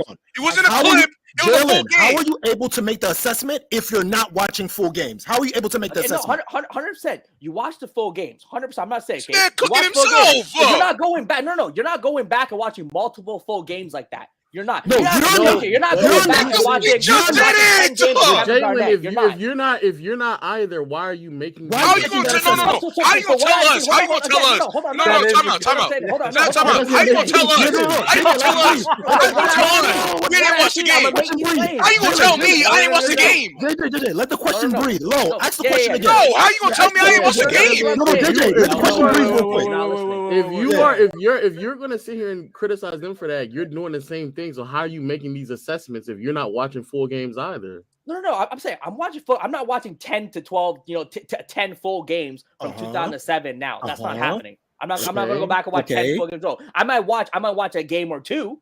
But again, that's a small sample size, right? Let me ask you this. Are you exclusively watching some of the best defensive Kirilenko games? I'm pretty sure. This is the thing. So when I want to judge a player like that, I'm going to look at some of his best games. Obviously, he's going to have a bad game. Hold on. The best of the best of him? No, but bro, that's anyone. Whenever you go look back at a player, you're gonna look at his highlight games to see it, and then and then you can see some of the regular bad games. Let him die, dog. Let him die, dog. No. No, wait. How about this, Jalen? Dub, when we was having the John Wall and Harden debate. Perfect. What did we do? We did a random game. We watched a random game. We did not watch. It's a very the best of the best game of his. No, we watched a very random game. Well, and even then, the reason why you have to watch a lot of games for like a player, so you can see what they do consistently, because anybody can have a game where they're fucking diming up. I mean, that's 100%. That's fair. You have to watch a lot of 100%. The more games you watch, the better accurate picture you have of your assessment or your whatever your assessment is. Yes, Jalen. So again, we're gonna ask you, how did you come to this conclusion without watching more than you just said? You watched one game. Again. So how do you come to the conclusion? Again, from the 2000s, right? So I started watching basketball 2001 from the Vince Carter series, like playoff series with Allen Iverson, right? Okay. That's when I started watching basketball from there, right? So from there, for that whole decade, I would watch games. And the memory break would hit with ANDREI Kirilenko being that guy. Obviously, I'm not going to remember every minute, every play. That's not going to happen. Like, first, you're going to go back. You're going to go on YouTube. Click, check out ANDREI Kirilenko. So you got to go on YouTube. Okay. And then if you want to watch a full game, you go find a full game and watch. But I'm not watching 8 to 10 full games going back to 2007. Maybe I should. Maybe I should. I don't got a time. Maybe. But here's the other problem I have, Jalen, is that 50 minute each game. I know, but what's even worse is that you came here and you made this assessment of he's defending the best player. You don't even have to watch the full game to understand an assessment. I just watched him going up against the Heat, and he was not defending D Wade. I'm watching the Spurs. He's not defending TP or Duncan. I just watched him against the whatchamacallit. He was not defending. He wasn't primarily on what's the guard name? I'm blanking right. Gilbert Arenas. He wasn't primarily on Gilbert Arenas. Oh yeah, when Gilbert went crazy on them. So it's not. So it's not. Jameson? I think he was on a forward on weak side. So it's not like so these arguments that you made, you came out the gate saying that he's versatile and he's defending the best player on the opposing team. Or you don't even have to watch the full games to make that assessment. I even skipped to the fourth quarter of the Miami Heat game, and when the game was close, he still wasn't guarding Wade. So like those are things that you can make. You can come to that conclusion before. Like I can watch Garnett, especially like in 02, 03, 04, and I can skip to the fourth quarter games, and I can actively watch him defending some of the guards, bringing the ball up the court. I can actively see that. It's not that difficult to find Garnett doing that at all, actually, especially in the postseason, especially in 04, and especially in the King series where what's his name got hurt, Sam Cassell got hurt, and he had to pick up that assignment. That's easy. That's actually very easy to find. I don't really recall. I agree with the weak side help. I still don't think he's as good as a roamer as Duncan or weak side help to Duncan. But I agree with that. Like I agree, he was an elite level roamer. He was an elite level weak side helper. But that's your argument was out the gate. The versatility of him defending. I do not remember KIRILENKO defending that many guards at all. I was for him being like I said when I said he was guarding the other team's best player, shutting down individually Kevin Garnett, Kobe Bryant, all that. I'm gonna take that back. I'm gonna reassess. This Carter gave him I'm gonna go back. I'm gonna go reassess with the tape, and we gonna come back. Allen gave him 24. Rashard Lewis, the next game, gave him 37. Rashard Lewis gave him 37. I'm gonna go back. I'm gonna see because I'm in my head. I'm pretty sure this game where he's guarding the other team's best player. If I don't find it, you're 100% right. Bro, Melo gave him 27. The facts are. Go back and reassess. He's getting torched by the best players. He's getting torched. Andrei Kirilenko's best trait was the fact that he was able to sit on the weak side and be able to help if there was a person even coming down his lane. Because if they came down the right side, he wasn't helping. But if they came down his side, then he would help. On top of that, just get that out of the way. Maneuvering. He literally guarded. He never guarded from what I've seen. He's never actually sit there and consistently guarded from start to finish the best player on the team, like Lo just said. Never. Literally in the series that we talked about, that entire series. He guarded Robert Horry and Bruce Bowen the entire series. Hold on, he's guarding Manu Ginobili. I just see. No, he did not. I'm really seeing. Even if he's guarding man, he's not big of enough. He's coming off the bench. That's not majority. That's not primary. His defender. His defender was Robert Horry or Bruce Bowen. And to be fair, that was to maximize who he was as a player, so he could roam and he could help. Yes, but he was not like he wasn't standing in front of. He wasn't shutting down. There's a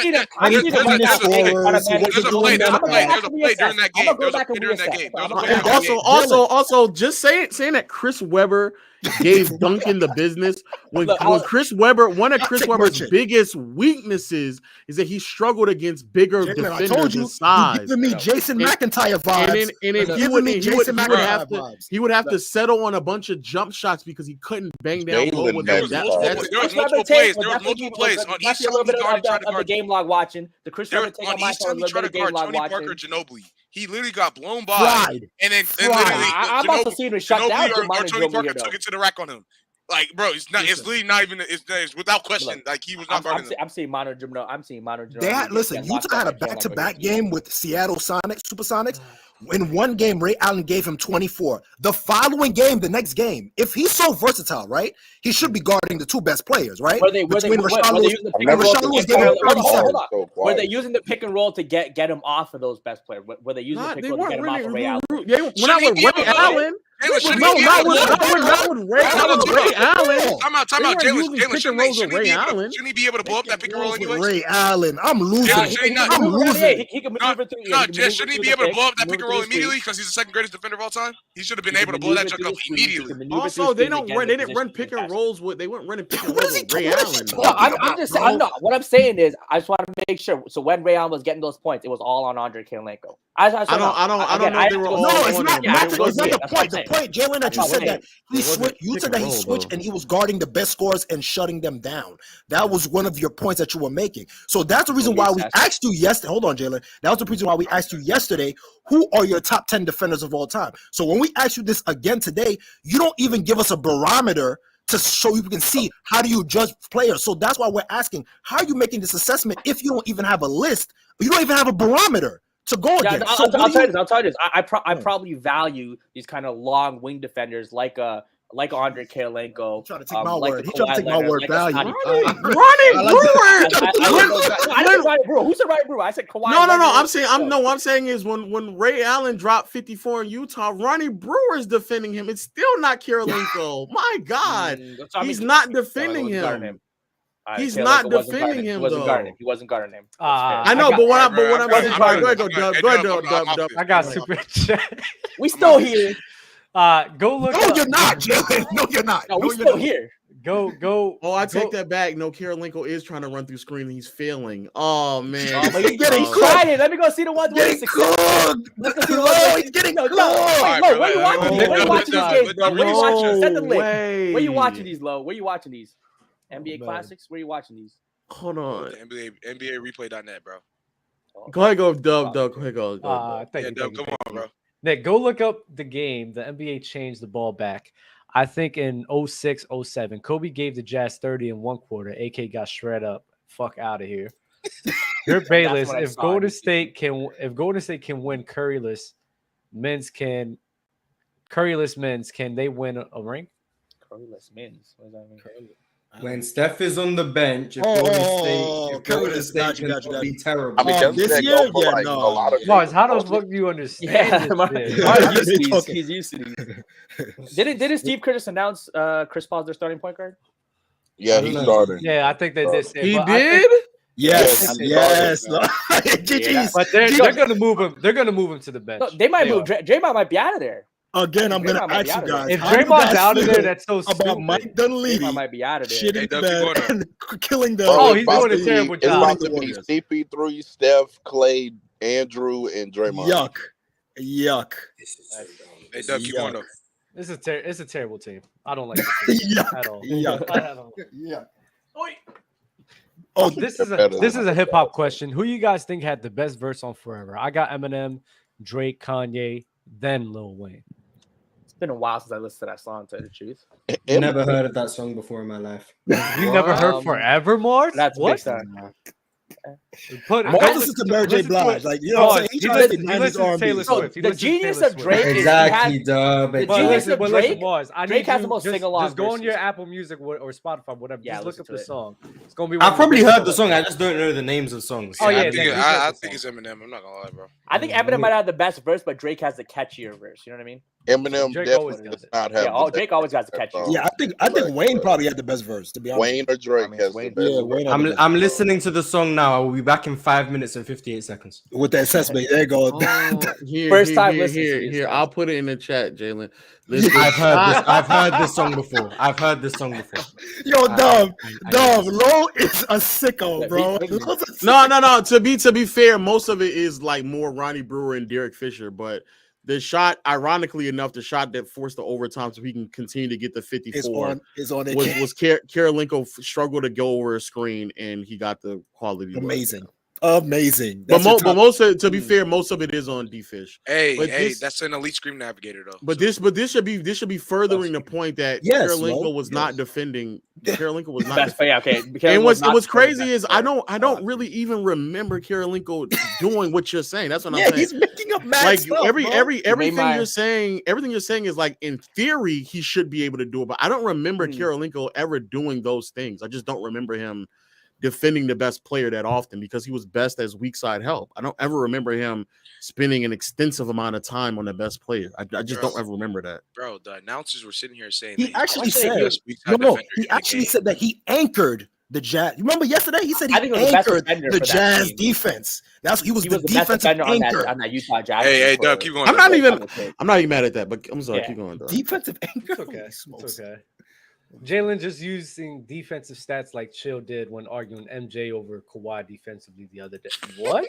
He really argued that? Yeah.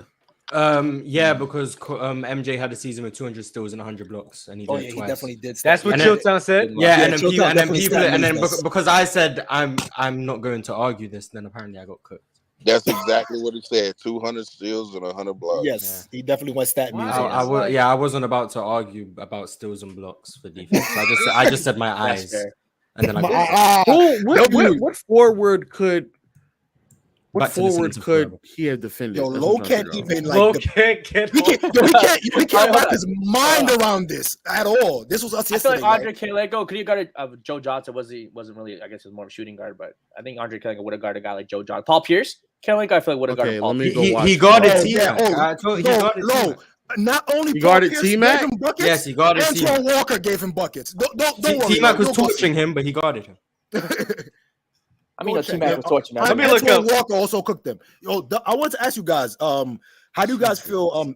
Houston is actually making a play for Fred VanVleet. And they want to move KPJ to the 6-man. How do you guys think that works out for them? Like, because they have enough money? Thing I've ever heard, bro. Paying Fred VanVleet. 2 years, $80 million was the deal. Yeah, 80 million is crazy. Did a young LeBron cook this nigga? Oh, yeah, LeBron had 50 on it. Yeah, LeBron that's light cheese. No, that's light cheese. That's light cheese. Lord. So a forward that it makes sense for him to defend. Wait. My bad. Wait, my bad. Jalen, there's no fucking way. There's no fucking way. You know what I did? Because I kept hearing the YouTube clips. I was like, let me look up the Andre Kirilenko defensive highlights. And literally the first play is 4 blocks. Kobe, I told you. No, when he blocked Shaq's shot, when he wasn't that's Phoenix. Yeah, that's Phoenix. If you're basing your opinion off of this defensive highlight, that's what it was. Yes, go see the Kobe one. Go see the Kobe one. I swear to God. No. Dub, if the Kobe shit's in here, I guarantee you watched this tape and you thought that it was gospel. No. Go see the Kobe one. That was. This is your fault, Dub. This is your fault. This is what you started from yesterday. Because you started. You let him rock. You try to co-sign it yesterday, and you said, matter of fact, we're about to take this to open gym. Oh, he can't get around screens. Yeah, I don't know what you're trying to. I thought I was the only one that realized this content. I thought you was letting him off the hook, bro. I couldn't let. Bro, he can't get around screens on LeBron, knowing he's going right to the lane. You know he's gonna be a sicko about this. Jalen, you motherfucker. No. Hold up. LeBron James, athleticism, quickness. Turning on them. Oh my God, LeBron put this nigga on the floor. No. It's LeBron James. LeBron shouldn't be crossing up anybody on the floor. And this is 06 LeBron. This is not like Dub, you losing your mind right now. Yes. That was athleticism. I figured it out. I figured out how he came to his opinion. No. He went on to. It's based on highlights. Bro, he went to Andre Kirilenko defensive highlight compilation. And literally in the first 30 minutes, you want to know what happened? McIntyre in the he blocked Shaq twice. And then he blocked Kobe. Look at Low. And then he blocked Kobe. He's frantic. And Kobe got 4 times. And the basis of his arguments is based off of those 2. No, but look at his defense on Kobe. Look at his defense on Kobe. How he was guarded. You watched this. You watched this tape, and you was like, "Oh yeah, Andre Kirilenko's." That's the guy. That's the guy, Dub. That's what he said. Look at how he guarded Kobe there. Look at the way he guarded Kobe there. Look at the way he guarded Kobe. Wait, let me watch this video. Dub, what's the video called? Bro, he put it in the Bro, watch this one too, bro. He has zero. He has zero screen navigation. Oh my God. Say Kirilenko has 0 This is the proper jumping. Yes. This is the proper jumping. He's struggling to go around screens with LeBron knowing he's going right. What? There's no way. Wait. I've seen him do this screen incredible. Wait, then No way. No way. No way. For the people watching live, there's been like 4 links sent in the private chat. Facts. KIRILENKO. Hold on, wait. Click We're on just no way. And Mars, go to the 50 timestamp, right? The 50. Look at him staying with Kobe here. You're giving AK-47 credit for them trapping a Kobe Bryant on the baseline on a double team. No, KIRILENKO comes over and blocks him. Fights through the screen. He's coming over, fights through the screen. He fights through the screen. Times are perfect and blocks Kobe Bryant. Come on now. Trap. Yeah, they're not really. He's not really trapped. He's in the corner, but he went up with a block. The reason why the defender came up for that because he couldn't get off of the screen. He fought exactly. What mark is it? 50-50? It's that 50 second. The 50 second, like 56. Jalen, you should have been prepared. You knew this was about to happen to you. You knew this. Yeah, of course. Yeah, you taking his jump like a man. I respect that. That's crazy take. He trapped him. No way. He trapped him. Come on. Are you talking about when he trapped Kobe at the baseline? Yes. Yeah. That's good defense, man. Good defense. It is good defense. It is though. It's good defense. He got that block shot. It's good defense, but it's not like he's like staying in front of him and like navigating between the screens. Whoever that big is who came out and showed on Kobe is actually playing better defense than KIRILENKO. We don't talk about that guy. Yes, positional. Is that who that is? Yes, that's who that is. Yeah, I gotta give him credit. Yeah, I know. Don't give him credit. I know he was still moving like that. That's crazy. That's why I'm saying it's good defense from KIRILENKO. I ain't giving the other guy credit. That's crazy. No way. Him moving like that at that stage of his career is crazy. That's so fucking crazy. This video does have 39. I was gonna use a defensive box plus minus, but I don't have to. I'm disgusted. I'm disgusted. Actually, use a DP. You want to use no way.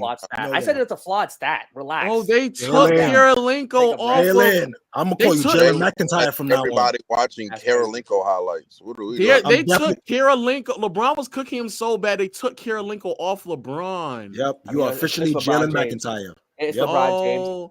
But if he can't defend him, then what's the point, Jalen?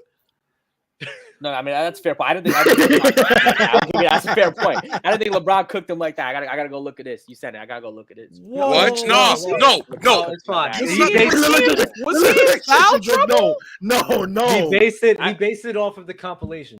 No, stop. It's not just. No, just say that, Jalen. Just say it. Jalen. Everything that you're saying is coming from exactly what it is. It's literally everything. You said he was a better defender than LeBron. Those are his big highlights. You talk about his marquee moments. Those are some you of his said you don't have time to watch games, so you go look at clips. I don't have the time. Then you look clips on YouTube. I'm watching the same clips. He tried saying we did that. He tried saying we did that. Jalen. Yep. Hey, do you think Josh Smith is a great defender? In his prime? I think he's a great dunk. Respect Julius Randle. Whoa, you don't think Josh Smith is a great defender? Wasn't he blocking shots from the weak side? No way. I think Josh Smith was taking a lot of gambles. Personally, I don't think he was a phenomenal defender. He wasn't blocking shots on the weak side. From the weak side. KIRILENKO wasn't gambling for a block every single 2 seconds. ANDREI KIRILENKO was a little more intelligent with it. No, he wasn't gambling. That's got to be racist. That is definitely racially charged. IQ, ANDREI KIRILENKO. That's got to be racist. Wait. The reason why they took him off and because KIRILENKO got into foul trouble defending LeBron in that game. I got what game is this? Oh no. The 05-06 season. Why is ANDREI KIRILENKO on the floor? All right, I'm sorry, Doug. This is actually man. Very nasty. Jalen McIntyre. That's what Ticket stays posting trades for Kai/Dame to Miami/Bucks. Kai can only sign outright with mid teams with cap. I'd rather let Kai walk than accept trash in a sign and trade. It would have to be Ayton though. If he goes to the Suns, it would have to be a sign and trade. Yep. There's no way they get Kyrie. After that 51 points, LeBron shot 23 points on 36%, 17, and then he had a 24 points on 38%. LeBron, it wasn't always. KIRILENKO. This man sat here and tried projecting. No, LeBron has some bad games against. Right, he tried to gaslight us. Saying we didn't watch the game and sat there and watched a 6-minute highlight that Doug found within a minute. Don't find the highlights that he was watching. Yes. I mean, no. And try saying we didn't watch the game, and then he says he's use DPBM or DPM. But the reason why I say that though, Jalen, is because that's the player that he should be able to stop. Mm-hmm. LeBron. I'm going to say at that stage of LeBron's career, no jump shot. Yes. Kirilenko with his height and size, that should be the quintessential player he should be able to stop. Yep. So if you struggling to get around screens or you get in foul trouble trying to defend LeBron, there's just no way that you're the type of player that you're making him out to be. No, I mean they played 5 times at 1, 2, 3. Michael Finley gave him 24 that year. Michael Finley was respect Michael Finley. He's nice. He was nice. I'm showing you the caliber of scorers. Like it was different forms of scoring. He was still getting killed. Guys with no jump shot. Guys with a jump shot. It doesn't matter. Rashard Lewis one moment. Ray Allen one moment. Everybody was just cooking. Like Josh Howard. How much was Josh Howard giving Andrei Kirilenko? Man, if I look in Josh Howard giving this nigga the business, I'm not gonna be lose. Josh Howard. I'm gonna be honest with you. I can't respect him no more if Josh Howard's giving him the business. Respect AK-47 better than Pete. 6 points. He gave 6 points. He got 12 points one time. 6 points another 19 minutes. Then he gave 8. What years are these? What years is this? 2004, 2005. That's his rookie season. Let's do Josh Howard like around. No way! You said 04 Josh Howard. That's his rookie season. I said that's part of Kirilenko's peak. I hear what you're saying, but I'm saying that's also part of Kirilenko's peak defensively for me. So you're gonna use a rookie again? So 07. What did he do in 07? Yeah, okay, well, it wasn't great. Bro, let Dub read this. Because it shouldn't be great because Josh Howard wasn't that good of a player. Yeah. Okay, good. AK-47 better. Oh man. AK-47 better than Pete Tim Duncan and KG. He gave him 20. He gave him 24 one time. Meaning historically unprecedented levels of impact on the game. Yep. This would mean AK-47 would have to be top 15 all time.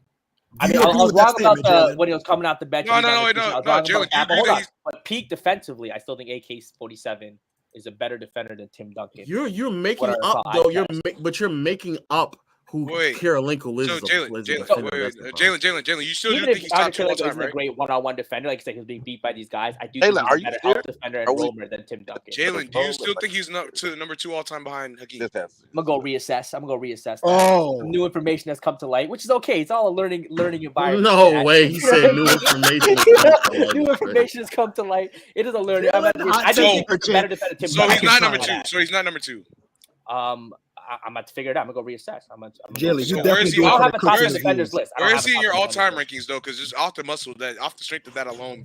Is Andrei Kirilenko at his peak a better player than Carmelo Anthony? Wait, a better player? No, we're talking defense. I'm talking defense. Yeah, but listen to how my brain's working right now. If you think he's the second best defender ever at his peak, and you don't hold Carmelo's offense in that high of a regard, and we know how bad he is defensively, why isn't Pete Kirilenko better than Carmelo? Well, I just think that being a great offensive player is more impactful to winning than being a great defensive player. It's not some 50-50 thing. Huh? It's not some 50-50 thing. I think Carmelo's greatness offensively is still more impactful than Kirilenko's greatness defensively. Not the way you talking about it. The second best defender of all time. I'm about to say not to the extent of if you're the second best defender of all time. You should be shifting the play. You have Carmelo be the greatest offensive player ever. Bill Russell's trash. Let that question breathe again, Mars. Let that really breathe what he's saying. Let's really assess what you're saying. What are you saying right now? Because I don't think that you believe that Carmelo. I don't think you think Carmelo is a top 10 offensive player. I don't think you think that of Carmelo. No. So you think? Do you think he's like top 30? As a scorer, you can. I think maybe Carmelo offensively. Yeah, let's say Let's give him top 30. Wait, 40 you think that the 30th best? Let's say he's right at 30th. The 30th best offensive player is more impactful than the second best defensive player ever. Well, I'll say like this. I think in the same era. I'll say like this. I think offensive greatness can impact the game more than than you being an individual great defender, or even a free roamer defender, because of how the game of basketball works. I think I just put 30 points. I understand that. I understand that. But you're still saying that the 30th best offensive player is better and more impactful than the second greatest defender of all time. I see what you're saying. If he was really, let's say, the second greatest player of all time, obviously not, right? So again, I go back. Maybe he's not the second greatest player. I see what you're saying. I see what you're saying, and it makes sense. Bro, if he's not number 2 and you have him better than Tim, bro, I'm trying to see who the rest of these niggas are on the. So we've been asking him for his list. Where do you? What about? I'll say it real time. I don't have a list right now. Maybe I'll. What about Andre Iguodala? No. You think Giannis is a better defender than Duncan? Dellavedova and his I think shit. Giannis is a better defender. Wait. You think Giannis is a better defender than Duncan? Do I think Giannis is a better defender than Tim Duncan? By default, you should say yes. By the thing that you value. I think Kevin Garnett is a better defender than Giannis. I'll say that. Tim Duncan. I didn't ask that. You know what? Tim Duncan. What the fuck? Hold on. I just don't. I don't rank Tim Duncan as high as you guys on defense. That's fine. It's a debate. It's a debate. I don't know who to debate. But it shouldn't. If you're I'll say this. Scottie Pippen's a better defender. Scottie Pippen's a better defender than Tim Duncan. Okay, I didn't ask that question. You just said random never asked that question. So what I think is also crazy. But you're by your logic and what you value, and I'm just trying to make sure this is your consistent how you value versatility, roaming, still rim protection, still can defend on the perimeter. So Giannis will be a better defender than Tim Duncan by your logic. Yes. Is Bam Adebayo a better defender than Tim Duncan? Bam Adebayo a better defender. Is Anthony Davis a better defender than Tim Duncan? Hold on. Anthony Davis is a better defender than Tim Duncan. Yes. Go back to Bam Adebayo. Yeah. Bam Adebayo. Yo, Lo, wallahi, this guy lost the fight. I swear to God. No, it's not. You guys No, answer. I think Tim Duncan is significantly a better rim protector than the Okay. that gap is a lot bigger. That gap. What about Triple J? I've never in my life seen a person lead multiple GOAT level defenses and just not get no credit. It's insane. I'm actually disgusting. Why is Triple J? Why is Triple J not better than him? Because Triple J's rim protection this year was historic. So why is Triple J not better than Duncan by your logic? One, I don't think he's at the level of Tim Duncan in terms of rim protection and let's say as a post defender. But it's only been a couple years in the league. I want to maybe in a couple years if he does some more things for a long period of time. We had a conversation. I think it's too early for Jaren. Wait, stop. KIRILENKO, you was like 3 or 4 years. Hold on. So his peak was 3 or 4 years, but he still has a sustained great defense. How long for KIRILENKO? 7-8 years.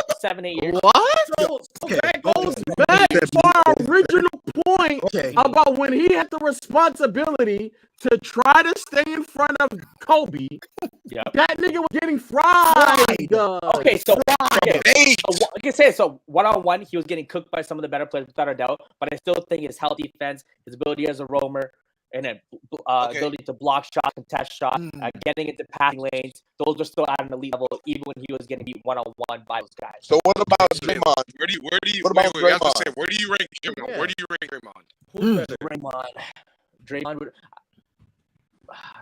Draymond, where would I rank him? Oh, it's probably my mic. Jalen, outside versatility and you're low on KG makes absolutely. No, I'm high on KG. He's on KG. Why KG higher than Duncan? I'm low on Duncan. No, you're low on them if you have Andre KIRILENKO better. You're low. Where do you have Draymond? Again, I don't have a number at the top of my list. But is he better than Andre KIRILENKO? As a defender? No, I don't think Draymond Green is better. Is he better than Tim Duncan? No. Nigga, what? You slow? You see? Wait, stop. Draymond Green is not better than Tim Duncan. What does KIRILENKO do defensively better than Draymond Green? I think KIRILENKO is a better rim protector. I think he's a better help defender. I think he does everything. No way. I think I'm telling you for real. I love you're trying to make viral. This is real. Everyone stop talking. You watched the 15 finals. You watched him play against LeBron for multiple years. You watched what Draymond Green has been doing. I mean, look, I know you watched him because you watch LeBron frequently. I know you do. So then how can you go say that when he's playing even in 17 against one of the better offenses in our league and is doing amazing things defensively in those series? Like each series, like he's been consistently very, very good defensively, especially as a roamer. I don't think Draymond's best ability defensively is roaming and recovering. He's one of the best 1v2, 2v1 defenders in our league. When he's left with a 1v2, I think he's a positive roamer, but he's not better than ANDREI KIRILENKO. How is he not better? I just think ANDREI KIRILENKO's, let's say, I think ANDREI KIRILENKO's length is his length gives him the ability to again affect the passing lanes more. I think he's a better jump shot blocker, especially helps in terms of helping impacting in terms of help defense impacting shots. He's better at doing that. What the hell is a jump shot blocker? This is the point I'm going to make. Let me ask you. Jalen. Yeah. I need you to be honest. I need you to be honest with me, Jalen. I need you to be honest.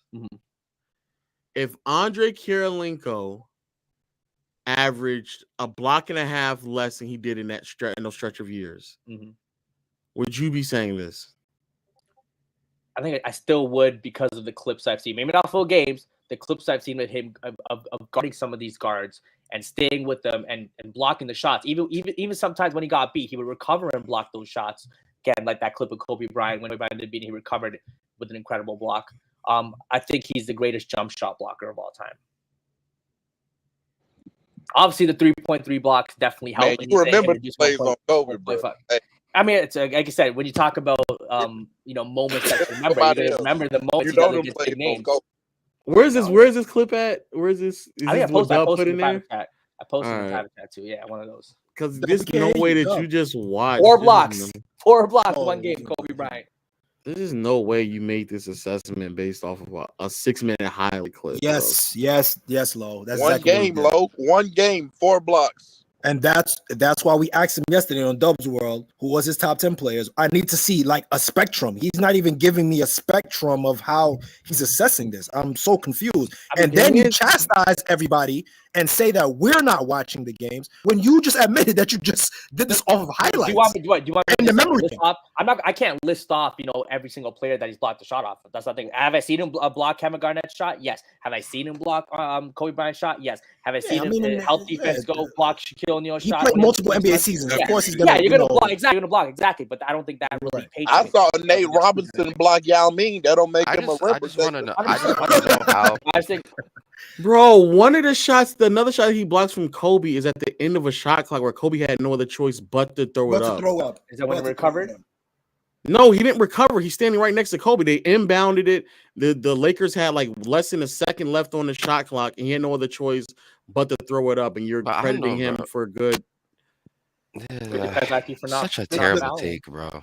Yo, KB, the perfect thing was that you said the thing that Draymond actually does is actually what Jalen is trying to transfer onto ANDREI KIRILENKO. Bro, you know how many times I see Draymond recover a 2v1, go back to the corner and block a corner three? Yes, get into the steal. That nigga's a crazy-ass defender when he's speaking, bro. And the worst part is I was listening to this Draymond Green guard bigger players and actually make a difference. Like, I don't understand. I've seen Draymond guard guards and make a bigger difference, bro. Like, I don't know what's that's fair. Yeah, that's accurate. I've seen Draymond. I'm not going to lie. I think Draymond's much more perimeter sound than you might think about ANDREI KIRILENKO. And on top of that, KIRILENKO is not that good of a perimeter defender. I'm saying in comparison to what the argument he's making. And then on top of that, you're saying Tim Duncan is like some great shot blocker, which is fine, but he doesn't roam. So what was he doing with David Robinson then when he was in his? I'm lost. Like what was his responsibilities when he was paired with another big man? So we're gonna play with David Robinson for 2 years of his career, if that's in 2 or 3 years, whatever it was. He would guard the other team foul forward, and I guess occasionally he would roam and help defense. But again, doing that for a 2-3 year sample size with David Robinson is not going to really check the audio. That impacts what he did throughout his entire career. I don't think he was a roamer. I think he was predominantly in paint, protecting the rim, not necessarily roaming around the court. You're saying roaming. Okay, I agree that Kirilenko had more area to cover on his roam because he was more perimeter, so he could roam on the perimeter and roam on. What happened? Well, whose is it? Who do you think it is? Mars. It is Cooks. It is Cook. Yeah. Sorry, I have the StreamYard muted so I can listen to on YouTube, so I'm hearing you guys delayed. But I believe it's KB or Context. I believe. I think it's just too. It seems like just too many people up here at one time. How about now? Okay. Do I see it up? I swear I still see it up. Hello. Hi. It's the connection. Sounds good. Sounds good right now. It sounds good. Sounds good right now. So yeah. We back. I think. So we back. Too many people. Hello, everyone. All right. Yeah. So let me read off some it's too people. Yeah. Super chat. I'll rotate the guests. Give me a second. AK-47 will be a great small ball 5, but not top 5. AK-7 versus Matrix is a real argument. Talk about Boston move. Yeah, he may not be better than Sean. Well, are you high on Sean Marion? I am very high on Sean Marion. He's definitely the type of defender that I rank highly. Better than Tim Duncan, right? Mars is wilding. Mars is wilding in the chat. That'd be an interesting one. Got you. KB saying Jalen line. What's new? W super chat. No, W super chat. Usually your best rangy defender off ball is super common goated. The Greek Freak does the same thing. It depends on the defense. What was the point of that? I don't know, but the problem with Jalen is that he was specifically arguing that he would defend the best perimeter defender. That's what he would say. Yes. That's what he initially argued. It wasn't that he was an off ball. If that's all it was, then we wouldn't. I don't think we would have been the argument. All right, hey, look, I could be wrong on his one-on-one defending. I just realized you are. All the blocks that Kirilenko got in that Spurs game, literally, if you really go watch them, they were all goaltenders, bro. They just didn't call it, bro. I'm just keep it stacked. That's crazy. Hey, goated. I'm gonna rotate the guests. All right, brother. All right, bro. All right, y'all. I'm gonna see you when the. Yeah, the mic is getting cooked. But let's see if we got. Is it still me? Am I the one still echoing? I don't know who. Yeah, it's you and all that loud whispering you be doing, fucking up there. I can't tell honestly. I don't know. Chad, let me know. But 06 to 16, Duncan had 3 goaltends total. That's crazy. How do you find those stats? Yeah, that's crazy. I think it's on. Is it not on what you call it? On what you call it? Basketball Reference. That's under the loose ball and the shot foul, the type of fouls that are drawn. If it's shooting fouls and if it's offensive fouls and the type of turnovers, it'd be bad pass and loose pass. I think there's like a miscellaneous tab as well where you get the and ones. I think there's. I'm almost 100% sure. I'm gonna be real. I did not know about this part of Basketball Reference until you just said it. Yeah, there's a part where you can look at and ones. You can look at points generated by assists. You can look at word. Yeah. Let me find it. This is actually gonna be interesting. Yeah, Basketball Reference Plus. I've never seen this before. You can look at yeah, you got Basketball Reference Premium. That's what it sounds like. You can look at half court. You can look at half court heaves as well. I knew about that. I knew you could see that. What's it labeled under? What's it labeled? Specifically corner threes. I think the play-by-play has it. I think if you go by play-by-play. It's called Lowe's Special Stats. That's what it's called. Oh man. Lo, you never got into like baseball because that's the most highly analytical sport. I see. I'm black. Don't know. Hey man, there's a lot points. of They have points generated by assists. Well. I don't know what that means, Lo. So. Basketball Reference has points generated by assists. Yeah, they do. Yeah, I know that. On play-by-play? Yeah, on play-by-play. Yeah. Where the fuck you see it at? Scroll down is below adjusted shooting. Yeah. Oh shit. This is fascinating. Mars just this nigga said this is fascinating. A whole new situation. Go look at Mars' eyes just lit up. That's great. Peak Tim Duncan got 70 and ones. Nice. Ooh. Go look at what Jokic did this season in contrast to like. Let me go. It is great. This is Christmas morning for 70 and 1. 70 and ones in 81 games is crazy, Tim Duncan. And Jalen, not for a whole career. Yo, that's niggas. This nigga's a hater. And bro. ones, and even and was for LeBron. LeBron wasn't getting 70 every year either.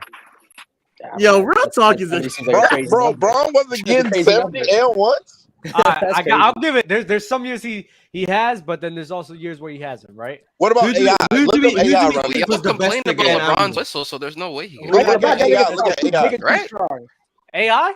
Yeah, look up AI. All right, let's see. AI wasn't getting that many and ones. He was. Now I kind of know who has the most and ones in the season. Who got the most and ones in the season? Now that's what I just want to know. On the board. I thought y'all knew about this. No, we're not. We don't know. AI's peak fan ones is 68. Tim Duncan Bell. What is LeBron? Wait, Shaq probably got a lot of M1s. Yeah, Shaq. Does this include making the free throws? Yeah, I don't know. Do they count it? That's the thing. Well, Shaq had a year with 115. Yeah, you do have to make. Shaq had a year with 115.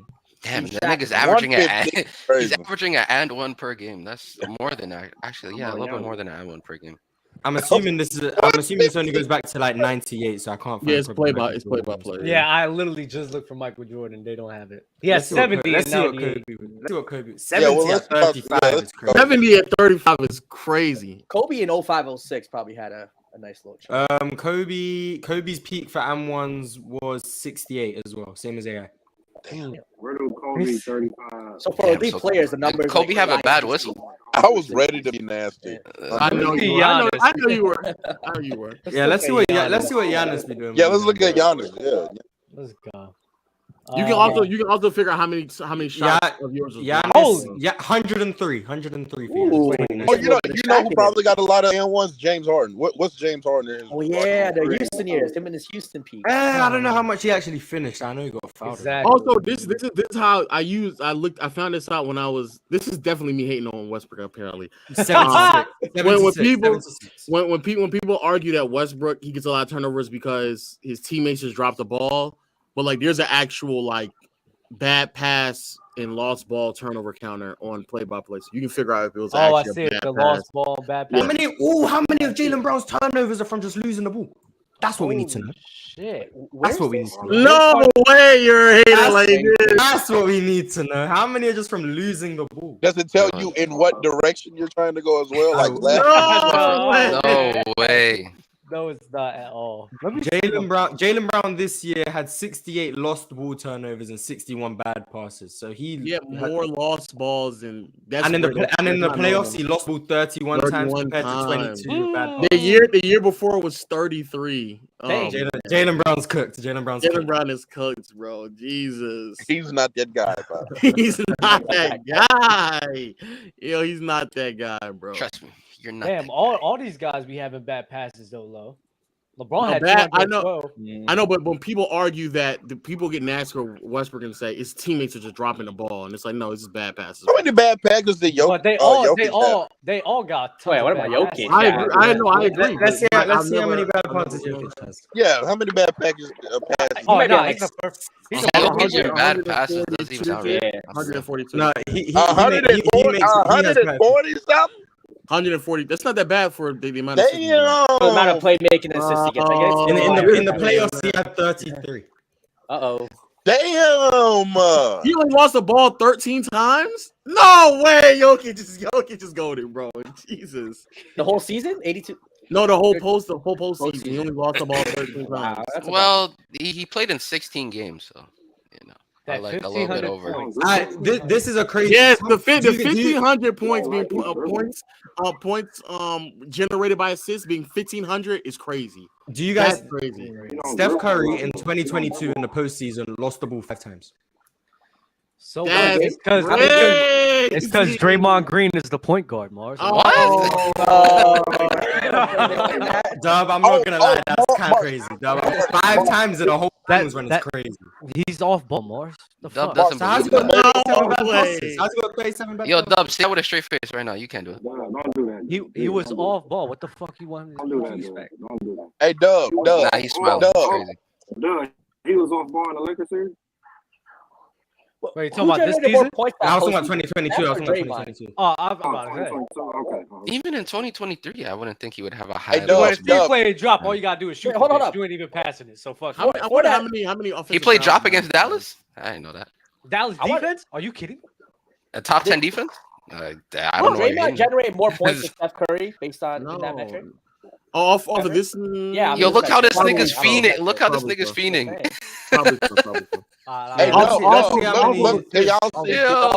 This nigga's fiending. The 05-06 season, who was responsible for more points, Kobe or Nash?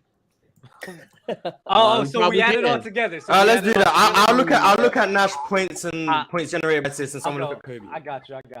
I'm gonna guess it's Nash. Yeah, we about to. We're gonna have some agendas to push. 05-06, right? Right. Yeah, 05-06. Okay. Well, I was hoping so it's Nash has. I still think he's better. I don't really care. Kobe averaged 35. I know. To hell with facts. I know, right? 834 points generated by Kobe for assists, and he had 2,832 points. You gotta add that. That's 36. That's like 36. It's at 37. Yeah, that's around 30. Okay. Nash is at 3,363. Oh, what? One is better. If you combine the points and the assist, I thought you were a better offensive player. So if that means that one just generated more points. If Kobe's generating over, nigga, what's the point of offense? The score. If Kobe's generating over 600 more points than Steve Nash, he's got to be better. He's got to be better. Facts. Like, real talk. He's a 10 offensively. Yeah. He's a 10. He's a 10 offensively. Yeah, that sounds like a 10 to me. I don't know. Transcendent to me. It sounds like there's different ways to get to generate quality. Blow your cook. It sounds like there's other way to generate looks that you won't be responsible for because it won't show up every in the time box Low score. gets up. Wow. It sounds like 600 points. How do you someone in the chat said it was 303 more. Someone in the chat said it was 300. I'm gonna take JB. Oh wait, I thought you said 3,000. I said no. Nash got 3,300.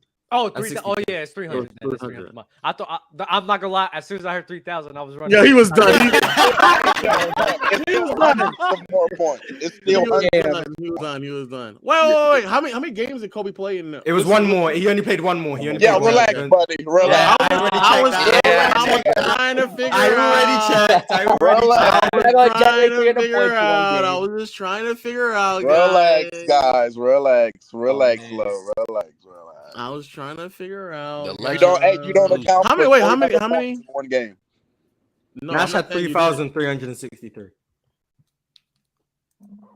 Jesus, 1,874 points though. That's crazy. Without Stoudemire as well. Is that the year Kobe averaged points 35? generated? Or That's crazy. Without Stoudemire is crazy. They still had the in 05-06. Didn't they have the best 3-point? Yes, that's without Stoudemire. Yes, without Stoudemire. Yes. I thought he was without Stoudemire in 06-07. No, 05-06 without Stoudemire and generating nearly 2,000 points off of his assists. Kobe was playing with Kwame Brown. Relax. Facts. That's true. Yeah, we gotta bring up Kobe's and the spacing was far worse. Yeah, you ain't got no count of that. Far. I don't know about far, but one person is responsible for more. Who's out? Was it like whoa. That team? Phoenix was the best 3-point shooting team in the league. Yeah, but that was largely because of what Nash was doing. Yeah, that is largely because of. Here you fucking go. Who else was on the team? Who was on the team shooting crazy? I think Raja was on the team. I think Leandro Barbosa was on the team. Barbosa? 05-06. No, 05-06. This is after Joe Johnson had left already. Wait, which you're using? 04-05 or 05-06? Quentin Richardson was he there? We've done this. They were still number one. They had. That was the year that I think Boris Diaw was like most improved player or something. Yeah, Boris Diaw. But Boris Diaw wasn't a 3-point shooter. Barbosa. He could hit Tim Thomas. Yeah, we know about Tim Thomas making big shots. We know about Tim Thomas making big shots. But Tim Thomas came in later. James Jones. Yeah, he was there in the playoffs. That's what Eddie House. Definitely broke our hearts. He definitely broke my heart. Mm-hmm. James Jones, Eddie House, Tim Thomas was there. Rajah Bell. Wait, what year? What year? 05, 06. I mean, yeah, 05, 06. 05, 06. Yeah, Eddie House was on that team, right? Yep. That's elite 3-point shooting. Now let's look at the Lakers. What did they do, huh? Smush Parker can make threes. They were middle of the pack for threes. But Smush Parker can make threes. No, we can't.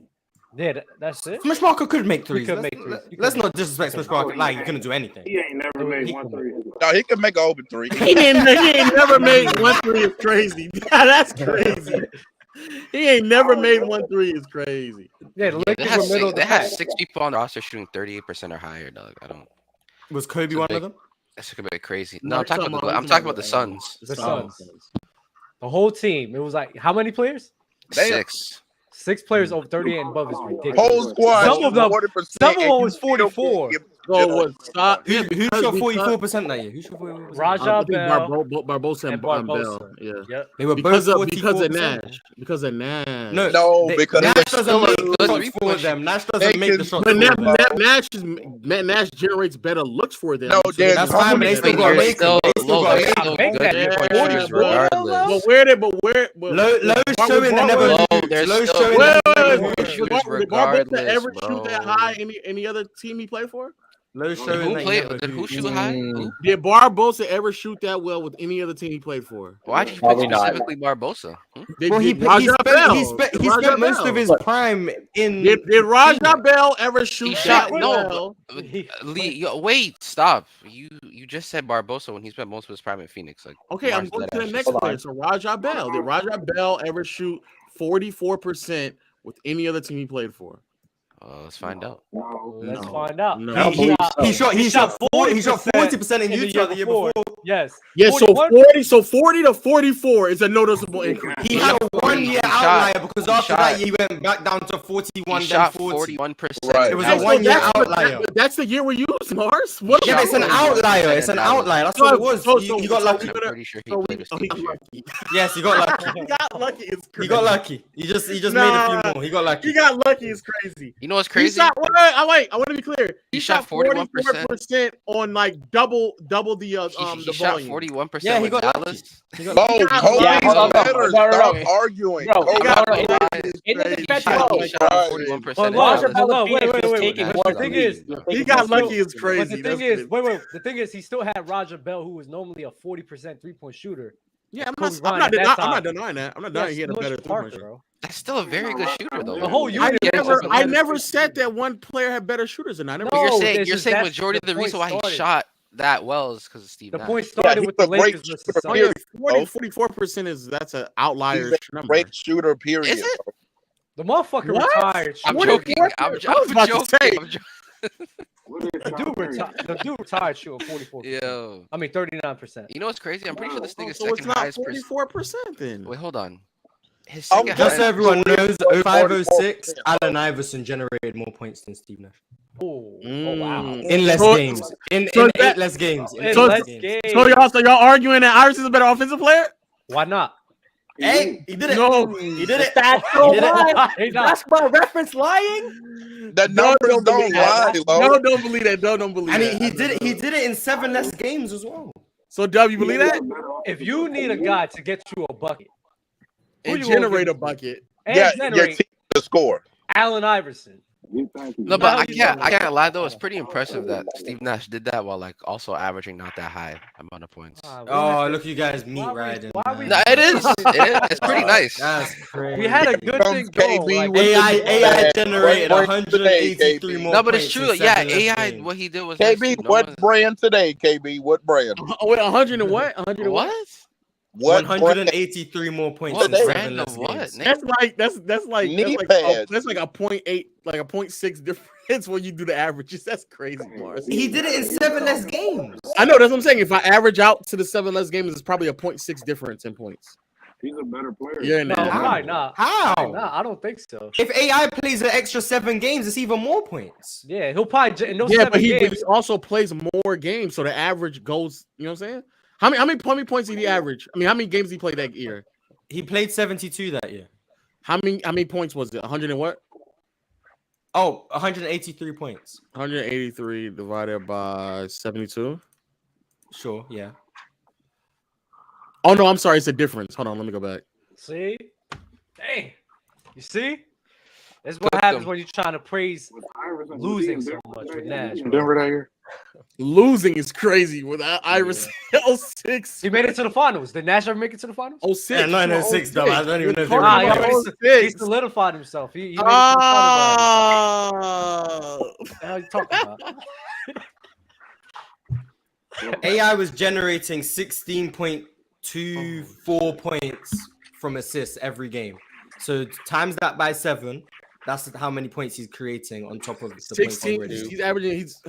70 plus 42. So in the extra, how many assists did he get that? 8 or 9? 7 point something. Yeah, so if you add the extra 7 games at that rate, that's another 113. That's another 113.7 points generating from assists. Mm-hmm. So that would make it 100. That would make it 296, I believe. And then you got to do the points. What are you doing, Jesus? You just take the difference in points between the two that they generated, and then you're averaging it out.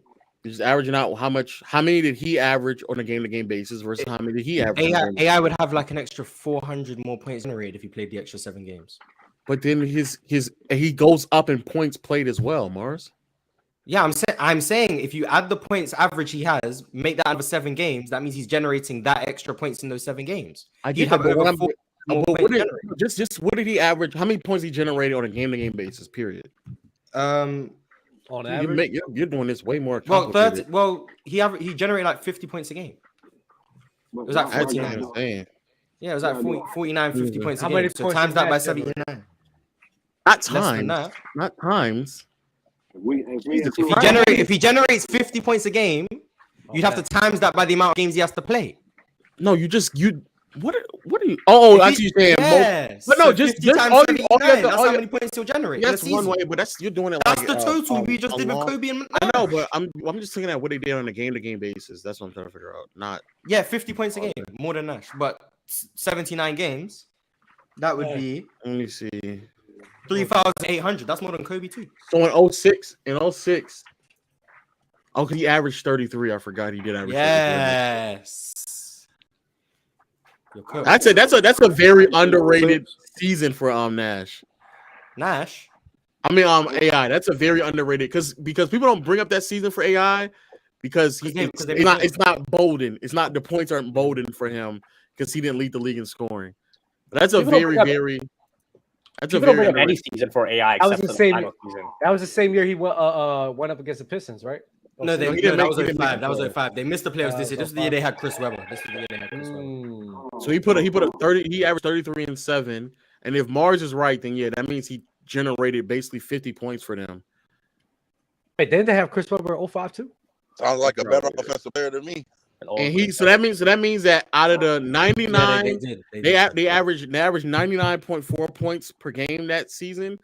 He's generating more than half of their points. That's wild. That sounds like a 10 offensive player to me. That's transcendent right there. That's what I'm saying. Better than his MVP season? His MVP season numbers? Probably so, just off of scoring, because that year again, that's the year where that's his highest actually scoring average, but people don't bring it up because again, it's not Bolden because Kobe led the league in scoring. And that also just so happened to be one of his best assist seasons as well. So who got a higher rate, but more than Iverson for that stuff? Actually, I don't know. Maybe Harden, maybe a year Harden when he averaged 30 and 10 or something like that. Or maybe even Westbrook as well. Yeah, Westbrook. Even the year. That's what y'all saying is right? Real talking up. Y'all saying that even Westbrook. Yeah, it would be Westbrook or LeBron in like. Oh no, empty stats. No, it ain't gonna be. It'll be empty stats for 06 Iverson as well. No. They was averaging like 120 points then. No, they weren't averaging 120 points back. What? Who averaged 120? No, I'm talking about the year. What y'all talking about? Harden and Westbrook? They gonna add 110. It's probably like 110. It's not 120. 120 is crazy. I'm gonna read Superchats. Do that. This is way too much. This is too nerdy for y'all, man. Way too nerdy. Dirk was giving. This is real basketball, bro. This is what KD was talking about. Like, who the fuck tracks this shit? Man, y'all got mad geeks to try to prove the Kobe though. Y'all got giving Duncan work. He's a 10, low. Based off of that evidence, Kobe's a 10 low. Kobe's a 10. He's like a 9.8. 36. Oh my god, get the hate out of your heart. He's a 10, but I still think that Nash. The way Low views the game is just whack as fuck. He transcends it. I still think Nash transcends the offensive scale. If Kobe's a 10, then Nash transcends it. Oh my! Like the way you would go to try to put Nash above this guy is ridiculous. It's nasty. Also, wait. Let me be clear. And if you want to say like, I still think he was a better offensive player in 08. I think 08 Kobe offensively is better than Mars. This is the same dude, and we actually talked about this. I think the last time. This is the same dude that dropped that Steve Nash video. Talk about how overrated he is. Yeah, my viewpoint has changed, man. My viewpoint has changed. The same guy that dropped that overrated Steve Nash video. Now all of a sudden, it might be 2017 where Harden averaged 29 and 11. That might be a year where Kobe generated more points in 06 than Jokic did this year. So what does that mean? What does that mean, Mars? Peak for peak, he's better. Jokic also did play 11 less games. How many points off was Jokic though? About 300. Okay, so if you he generated 8 no, more points. I don't know why we're wasting our time with this. Y'all don't believe these things. He generated eight more points. It don't matter because it's not proving your point. Exactly. You're the one who introduced us. I'm about to say that's what I'm saying. I've been known about this, and it didn't matter then when I've been known about it. I don't care about this. Oh, so you know when 06 Kobe was responsible for more points? You knew that? No, I just knew about like how to find points responsible. Not to mention the Suns played at a higher pace as well. So Nash and Nash probably had more possessions. Yep, that's true. We're better shooters. Probably did. And damn, bro. Yeah, Harden. Nash is not a 10. Harden 2017 generated 2,179 off of assists. Jesus. Damn, how many points did he score? Yeah, I gotta actually. He averaged like 29 that year as well. Yeah, he averaged 29. Yeah, that might be like an all-time record. Clint Capella merchant. Like, you think it'll be 4,000? You think it will be 4,000? It is 4,000. It is. Wow, God, bro. He scored 2,356 that season. Who got 4,000? Harden was responsible for 4,535 points. You see, Mike generating 2,000 points for assists is insane. It might just be Mike D'Antoni, dog. That's more than Steve. Harden's years he's a better offensive No, but really just might be Mike D'Antoni, bro. No, I swear it's Mike D'Antoni. That motherfucker is a genius. Yeah. Okay, so what was Kobe's numbers with Mike D'Antoni? Oh, a bit older, I guess. No way, you fell for that, dog. Don't fall for that, dog. Don't fall for that, dog. Don't fall. That's old Kobe.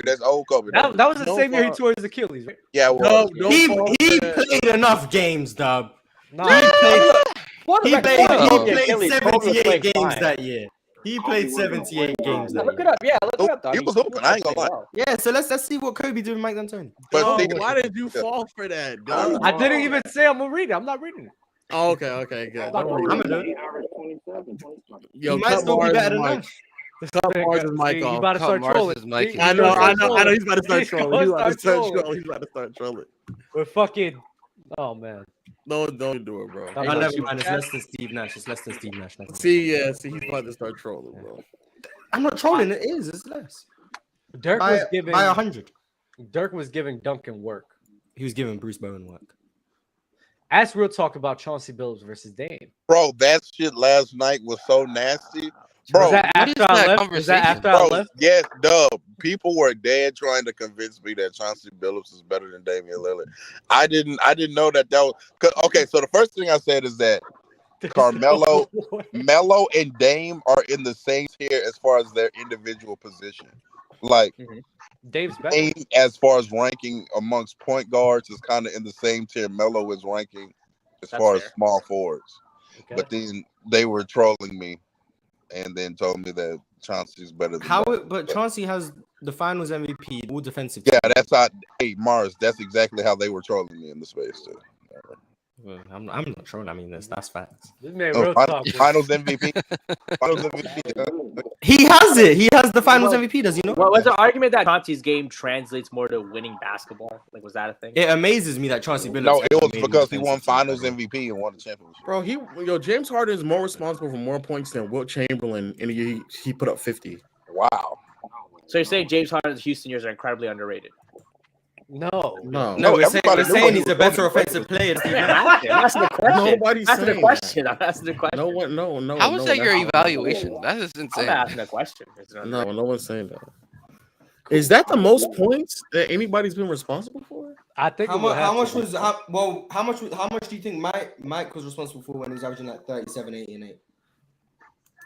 Well, I know the rebounds don't matter. But the problem is that I can't, because back then there was a 3-point line. Yeah, back then in Wilt there wasn't a 3-point line, so I can just so we just knew every assist was worth 2. Well, 2. Now you don't. With MJ, you don't know how many assists with 3s. That's why I don't know. Let me go see. Can you not still find that counting stat or no?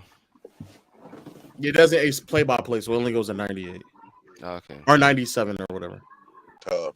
Somebody's playing music in the background. What the heck? Yeah, somebody is playing music. I don't know who that is. I hear it too. I got it. Yeah, 2000 is ridiculous. MJ never generating 1,000 points of assists is kind of embarrassing. Damn, what was That's Steph's in 16? Because I know Steph had like just 2,000 points in total. Very nice. Yeah, but the assists aren't enough because Steph doesn't play make. Oh yeah, that's true. Don't say that. Let me read off some other super chats. Tim Duncan, number 5 all-time block shots, led the league in defensive win shares 5 times, and most all defensive teams. How is this a debate? How accurate how accurate is defensive win shares as a metric for judging defense? I would never use it, but if someone I would never use it. I wouldn't use it either. Did Duncan guard Kobe, bro? That's all we need to know. That's all that matters. Can he? No. Can he even do it? Can he block his shot? But Speed can't do it. He can block a shot, but no, Kobe's dunked on his jump shot. My bad. His jump shot. Oh, his jump shot. His jump shot. Can't do his jump shot. Can he block his jump shot? Yeah. Wait, so when you're watching film, Jalen, do you just look up YouTube highlights? Is that doesn't watch film? That's sometimes it is YouTube highlights without a doubt. Highlights isn't watching film. That's not film though. You know that, right? If you're blocking jump shots, then he's gonna. I don't think anyone. Mars, it would practically be impossible for Jordan to catch up with what's his name, because he would. Harden had generated 4,500 that season. Oh my god! Yeah, MJ. Someone in the chat said it was 3,795 if all assists were worth 2. Yeah, it's not close because even a year where he averaged 8 assists, he only scored 2,600 points. So he would basically have to generate 2,000 points off of assists, and he's not doing that. That might actually. How many points did Wilt score the year he averaged 50? Just points. 4,000. Oh, and he averaged like 2 assists a game. Yeah, he only averaged 2 assists. So even that season, he couldn't do it. Oh, Jesus. That might be the most. That might be the most points that anybody's generated like directly from scoring or assists. Marks, can you read the super chat real quick? Okay, let me read some super chats. Okay. Q English. He don't do his homework, but trying to sound like a savant. Yeah, we were just mistaken about killing. Yeah, fuck out of here, nigga. Everything else was funny. One-on-one. Fuck out of here, That's all it nigga. is. One-on-one. Hey, B, shut up, bro. This is you like this thing. Why are you coming at him like this? KD ain't saying to this be a person. He ain't saying none of that in person. A lot of these I can't hear him. Y'all real quiet, but trust me. Y'all be real quiet. Relax, buddy. Relax. Jalen, you're like, I ain't gonna cap Jalen. You're like 5'7", 180, dog. Honestly, I'm 5'11", bench press you for fun. I could show the bench press you for fun. I promise. It's okay though. You little boy. You guys gonna let me? You guys gonna let me read my super chats? Hold on, KB, you in Toronto, right? You have short man syndrome, bro. It's okay. I can tell. Wow. I can tell. I feel like they're sending shots at you, low key.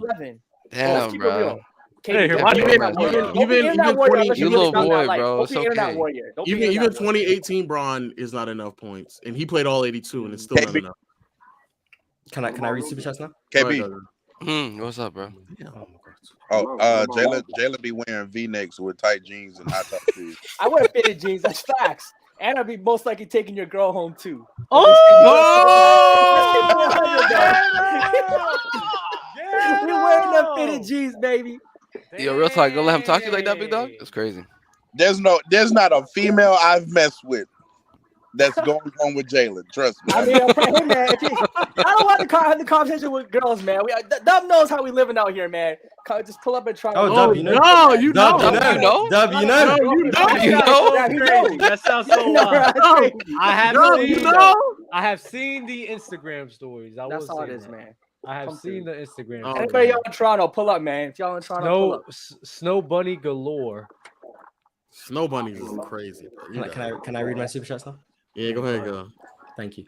So Kay White said on today's episode of Hot Takes, only Jalen believes AK-47 is the second greatest defender of all time. Facts. He don't believe it. Yeah. Drink More Water asked, is the Defensive Player of the Year the most accurate award in the NBA in terms of it having the least amount of narratives and biases? Other than Marcus Smart and maybe Marc Gasol, who didn't deserve to win the award in that year? Michael Jordan. I would say most improved, actually. Most improved is probably Rookie of the Year.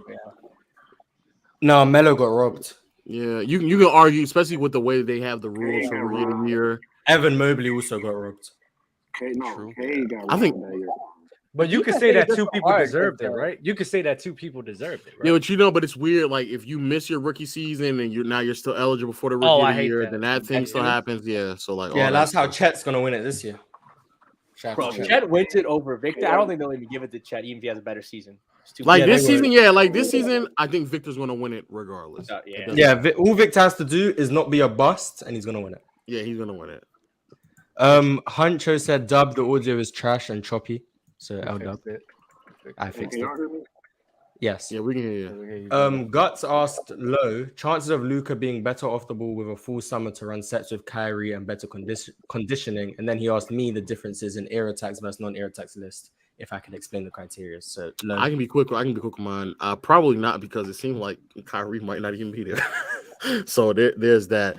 Even if he is there, though, I still think that he's been with a player who's a ball dominant player in Jalen Brunson, and it still didn't work. I think it has way more to do with coaching, and Jason Kidd is just not a sound enough offensive mind to like really set him up in those regards. So nice. And for me, air attacks is when you acknowledge that Bill Russell and Wilt Chamberlain couldn't play in any other era outside of theirs.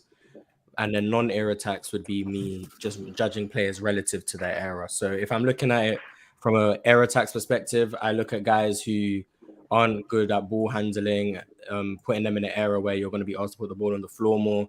That would make them worse. Players who aren't versatile defensively, ask them to be in an era like today where you have to be more versatile. So Mark Eaton would be a cone defensively and wouldn't get on the floor. But in the 90s where he could just camp in the lane, he looked good. That type of air attacks where you have to acknowledge that these players wouldn't look good in any era. That's why the list changes around and you end up with Kobe Bryant being the best player to ever play basketball. Do you do the other way though? Do you do it to where like the impact of Bam Adebayo would be lower in the 80s? Yes, I look at how well players would play in every single era of basketball, not just how old players would play today. I agree. I think Kobe would translate in the most eras. Yeah, that's why Kobe is the best player to ever play when you air attacks. I agree. Nick tries. Oh, hush it, Low. Hush it. Talking about you agree. Yeah, he don't agree. I agree, man. You see that jersey behind me? Oh, yeah. I thought you were Kobe fan. Low is not a Kobe fan. Crazy. Low told me yesterday he's gonna take it down. So. You see that right there, Kobe, bro. I'm not gonna lie, you disrespect Kobe. Having his jersey up with the slander you say about him is kind of bad. Mars, Thursday. No, but Mars, he's objective. He's objective, man. He's not objective. He just hates Kobe. No, that's what he says, though. He says he's objective. That's what he says. Kobe mouse pad, bro. Kobe. Yeah, I'm not gonna lie. I feel like you just buy a lot of Kobe memorabilia so you can say that you don't hate him, and then just show all of this stuff. Kobe mouse pad. I ain't gonna lie, you cooking him right now. It's crazy. Yeah. Everyone knows Low hates. We see through the lies, Low. I got this as a Secret Santa gift. LeBron James, life lessons from the king. Oh, brother. Nigga bought that the other day, bro. A Kobe phone cover, bro. Like, come on. Yeah, you're overdoing it. LeBron James, LeBron James, dude. chilling.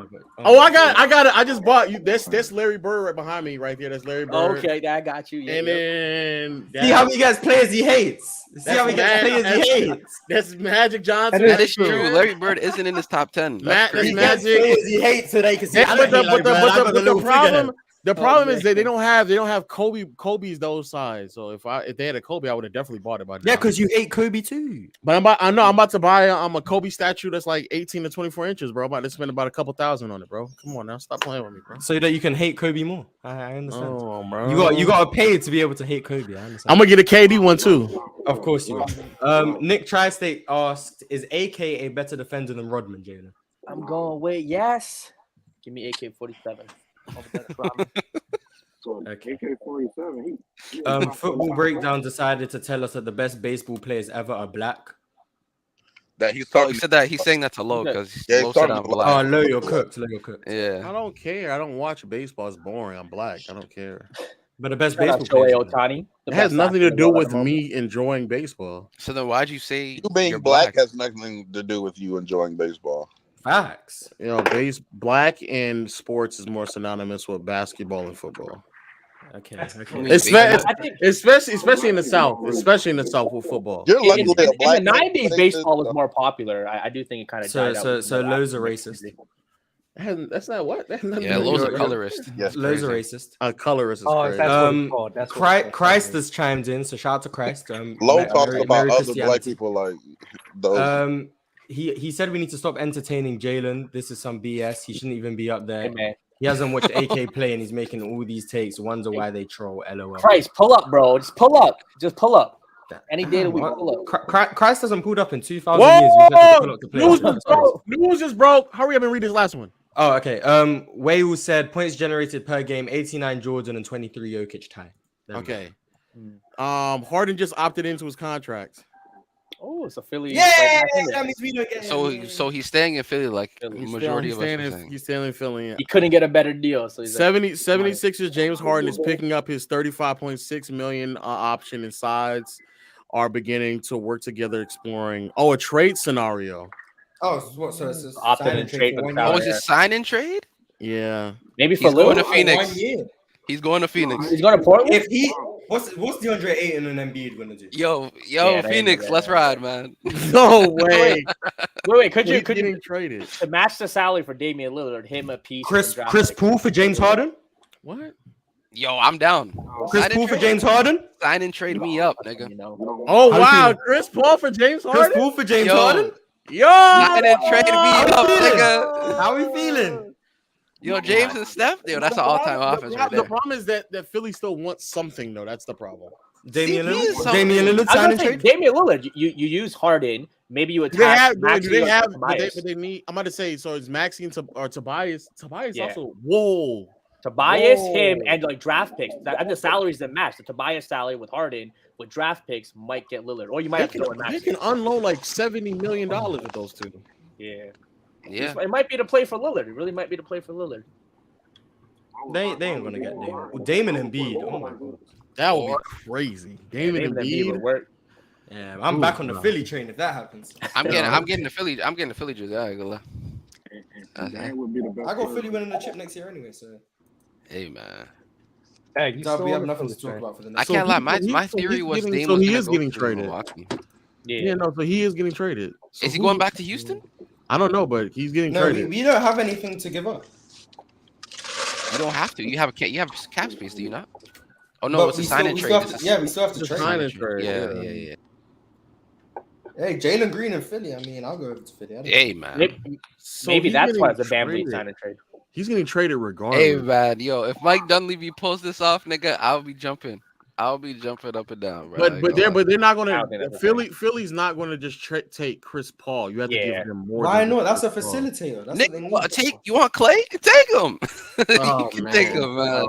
Oh, that's nasty. I don't think the Warriors are trading Chris Paul right now. I think them coming out saying he's their starting point guard. Hey man, they're gonna ride him out for the. Yeah, that's to up his trade value. Warriors make that call. You know what I'm saying? Yeah, I'm at least making the call. At least. Like if you're not making the call, you're weird. The problem with that decision though is that whatever team is trading for Harden, he has to actually want to stay there, because if not, it's basically just a 1-year rental. Toronto did it and it was fine. They got a 1-year rental of Kawhi. That's what I'm saying. And if James comes to the Warriors, hey man, you know, he might make Kevon Looney look like Clint Capella for real. That's crazy. What is the trade? Kevon Looney can't catch lobs. I'm not gonna lie. Yo, maybe they should have kept James Wiseman. James no, Harden but Choice Jackson, the nigga they just picked up now, he can Trace Jackson Davis. Yeah, I guess he's not. I like Harden to Portland for Lillard. He's like 6'10", but he's hella athletic, so like he can catch some lobs. Real, I'm gonna just say this out loud, and I'm not saying this is gonna happen. PG and Harden. Yeah, that might PG for Harden might just be the thing. Yeah, pair up Kawhi and Harden. I was thinking that, but yo, Harden in the Clippers jersey might be the strangest thing I've ever seen in my life. Deadass. What were you saying, Mars? I was thinking that, but I don't know why Philly would want Paul George. Because he might walk in free agency next year. I don't know why anybody would want Harden. I mean, they might want. Did you not just hear that he just generated the most points ever? Like, all right, whatever.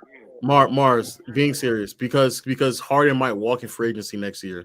He clearly was on the brink of walking this year as well. I mean, James Harden is still a top. Because there was other, you know what's crazy? Before this came out, there was other reports saying that he was looking for something like $45 million a year or something like that. And I think the Clippers are desperate enough to give that to him. Wait, so who's a better player, James Harden or Jaylen Brown? James Harden. Well, I thought about that as well. I don't think Boston wouldn't do that. I don't think Boston would do that. They need a nor do I get that, but nor do I think you think Harden is even staying in Boston? Because again, it has to. I think Boston would take the risk. I think Boston would take the risk. I think Boston would take the risk of giving him that contract too, knowing that you still have a ready now player who can win. Which you. I think Boston would take the risk of James Harden, knowing that they think they're one facilitator away from a championship. I think Harden is washed. Ash is furious. Ash is furious, bro. That was crazy. So Boston is a possibility. I think maybe Boston and Clippers. The Warriors is a no. The Lakers are no. Minnesota's a no. Denver's a no because Denver's a no. Phoenix can't do it. Minnesota's a no. Phoenix literally can't do it. Sacramento's no. Harden and Giannis teaming up? No, that doesn't make sense. What if Dallas just swapped Luka for? But it's Harden. Is Harden going to stay in Dallas? No. Does Miami want Harden? Yes, but what are you giving up for? What are you giving up to get him? It would be Tyler Hero, right? Probably Tyler Hero. You got to move that contract. So then, why would Philly want to do that? Duncan if you offer Tyler Hero and Duncan Robinson, and you plus took picks. on plus picks, and you took on they don't have picks. Miami doesn't have the main picks. What bad contracts do Philly have? None anymore because Tobias is expiring, so you can leverage that into something else. Okay, yeah, maybe Miami. Yeah, Miami doesn't have anything. Make Maxey their number 2. I think Philly should make Maxey their number 2. Oh wait, Clippers and Knicks are expected to be among teams that will be engaged with the Sixers for a potential James Harden trade. So it's Paul George. It's Paul George, and for the Knicks, maybe it could be Kawhi. It could be Kawhi. I don't think it's Kawhi. Yeah, not quite now. It's Paul George. Could be Paul George, but they also said they were looking to trade Paul George. What are the Knicks giving up? Julius Randle? The Knicks that's just the smoke screen. Stop being dumb. You know that already. So it is Paul George. It has to be Paul George. It has to. They just say they want to move Paul George. Paul George is the only. James Harden and Kawhi. I know, obviously, saying if they're healthy with Kawhi is kind of pointless, but if they're healthy, I like that a lot. It's Paul George. That makes the most sense. Paul George. How do you like Paul George next to Embiid? As an off-ball player, I like that. So make Maxey their full-time point guard. As a wing defender that they need, I like that as well.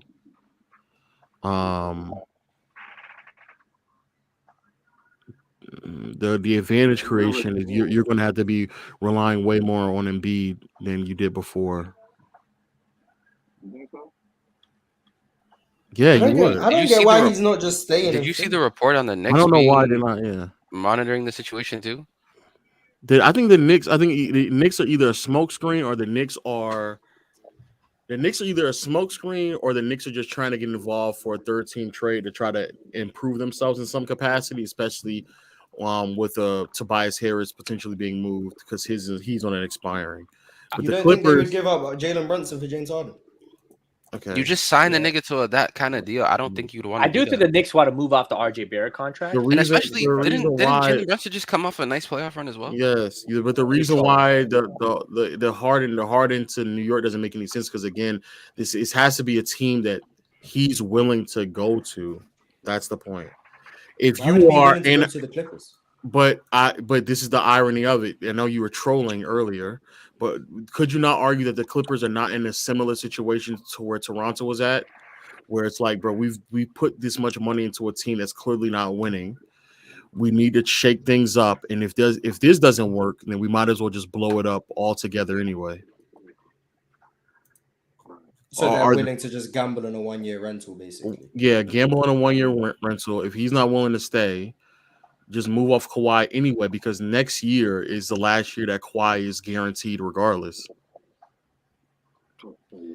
Yeah, okay. That does make sense. That makes the most sense. Y'all think Kawhi extends? So you don't okay. I know you don't think if the Bucks Are you trolling me right now or are you being serious? No, this is a genuine question. You don't think if the Bucks offered Chris Middleton for James Harden in the sign and trade, the Sixers say no?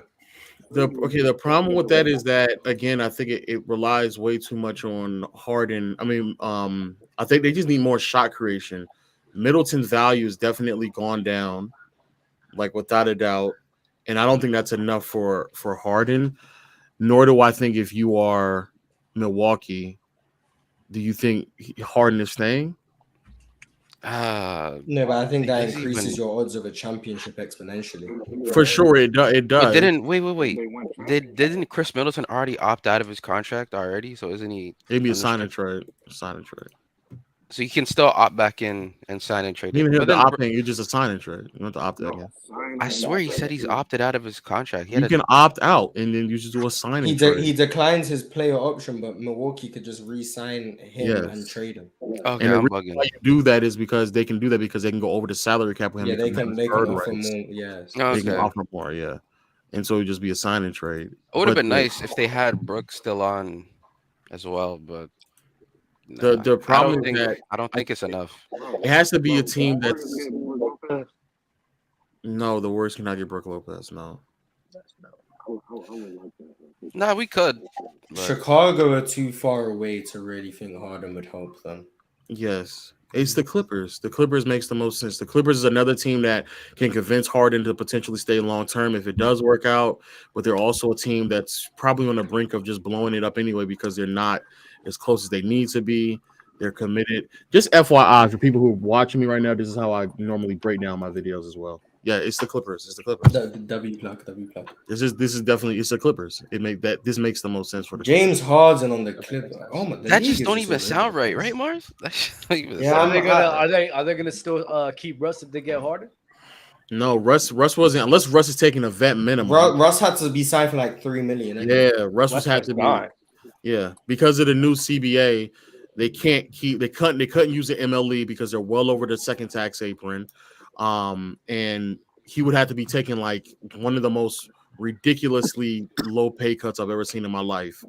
So that wouldn't make any sense. That's the reason why I thought last year was that sucks for Westbrook because that was genuinely his last opportunity to compete. It was genuinely his last opportunity. But if you were the Clippers, you needed a ball handler. You needed somebody to put pressure on opposing teams' defenses. You need a playmaker. Harden provides that. Paul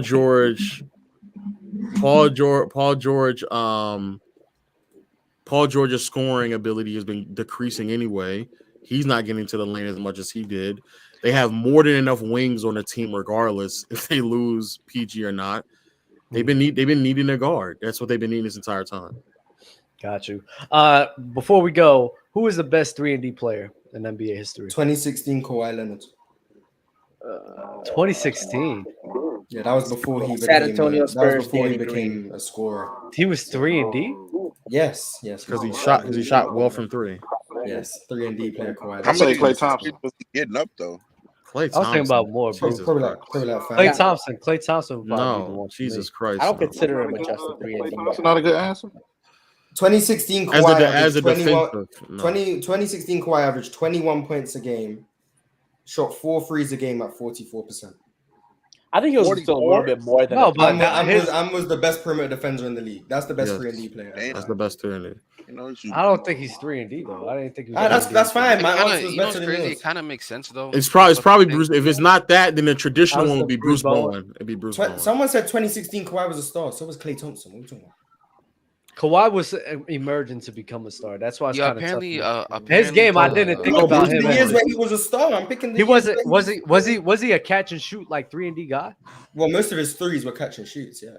He wasn't. He not creating his shot. Yeah, he wasn't just taking pull up threes. Like no, he wasn't. But he wasn't. He was also attacking the rim. He was doing more than just shooting threes, though. Yeah, Klay Thompson does more than just shoot threes. Nah, Klay Thompson's like that's a lie.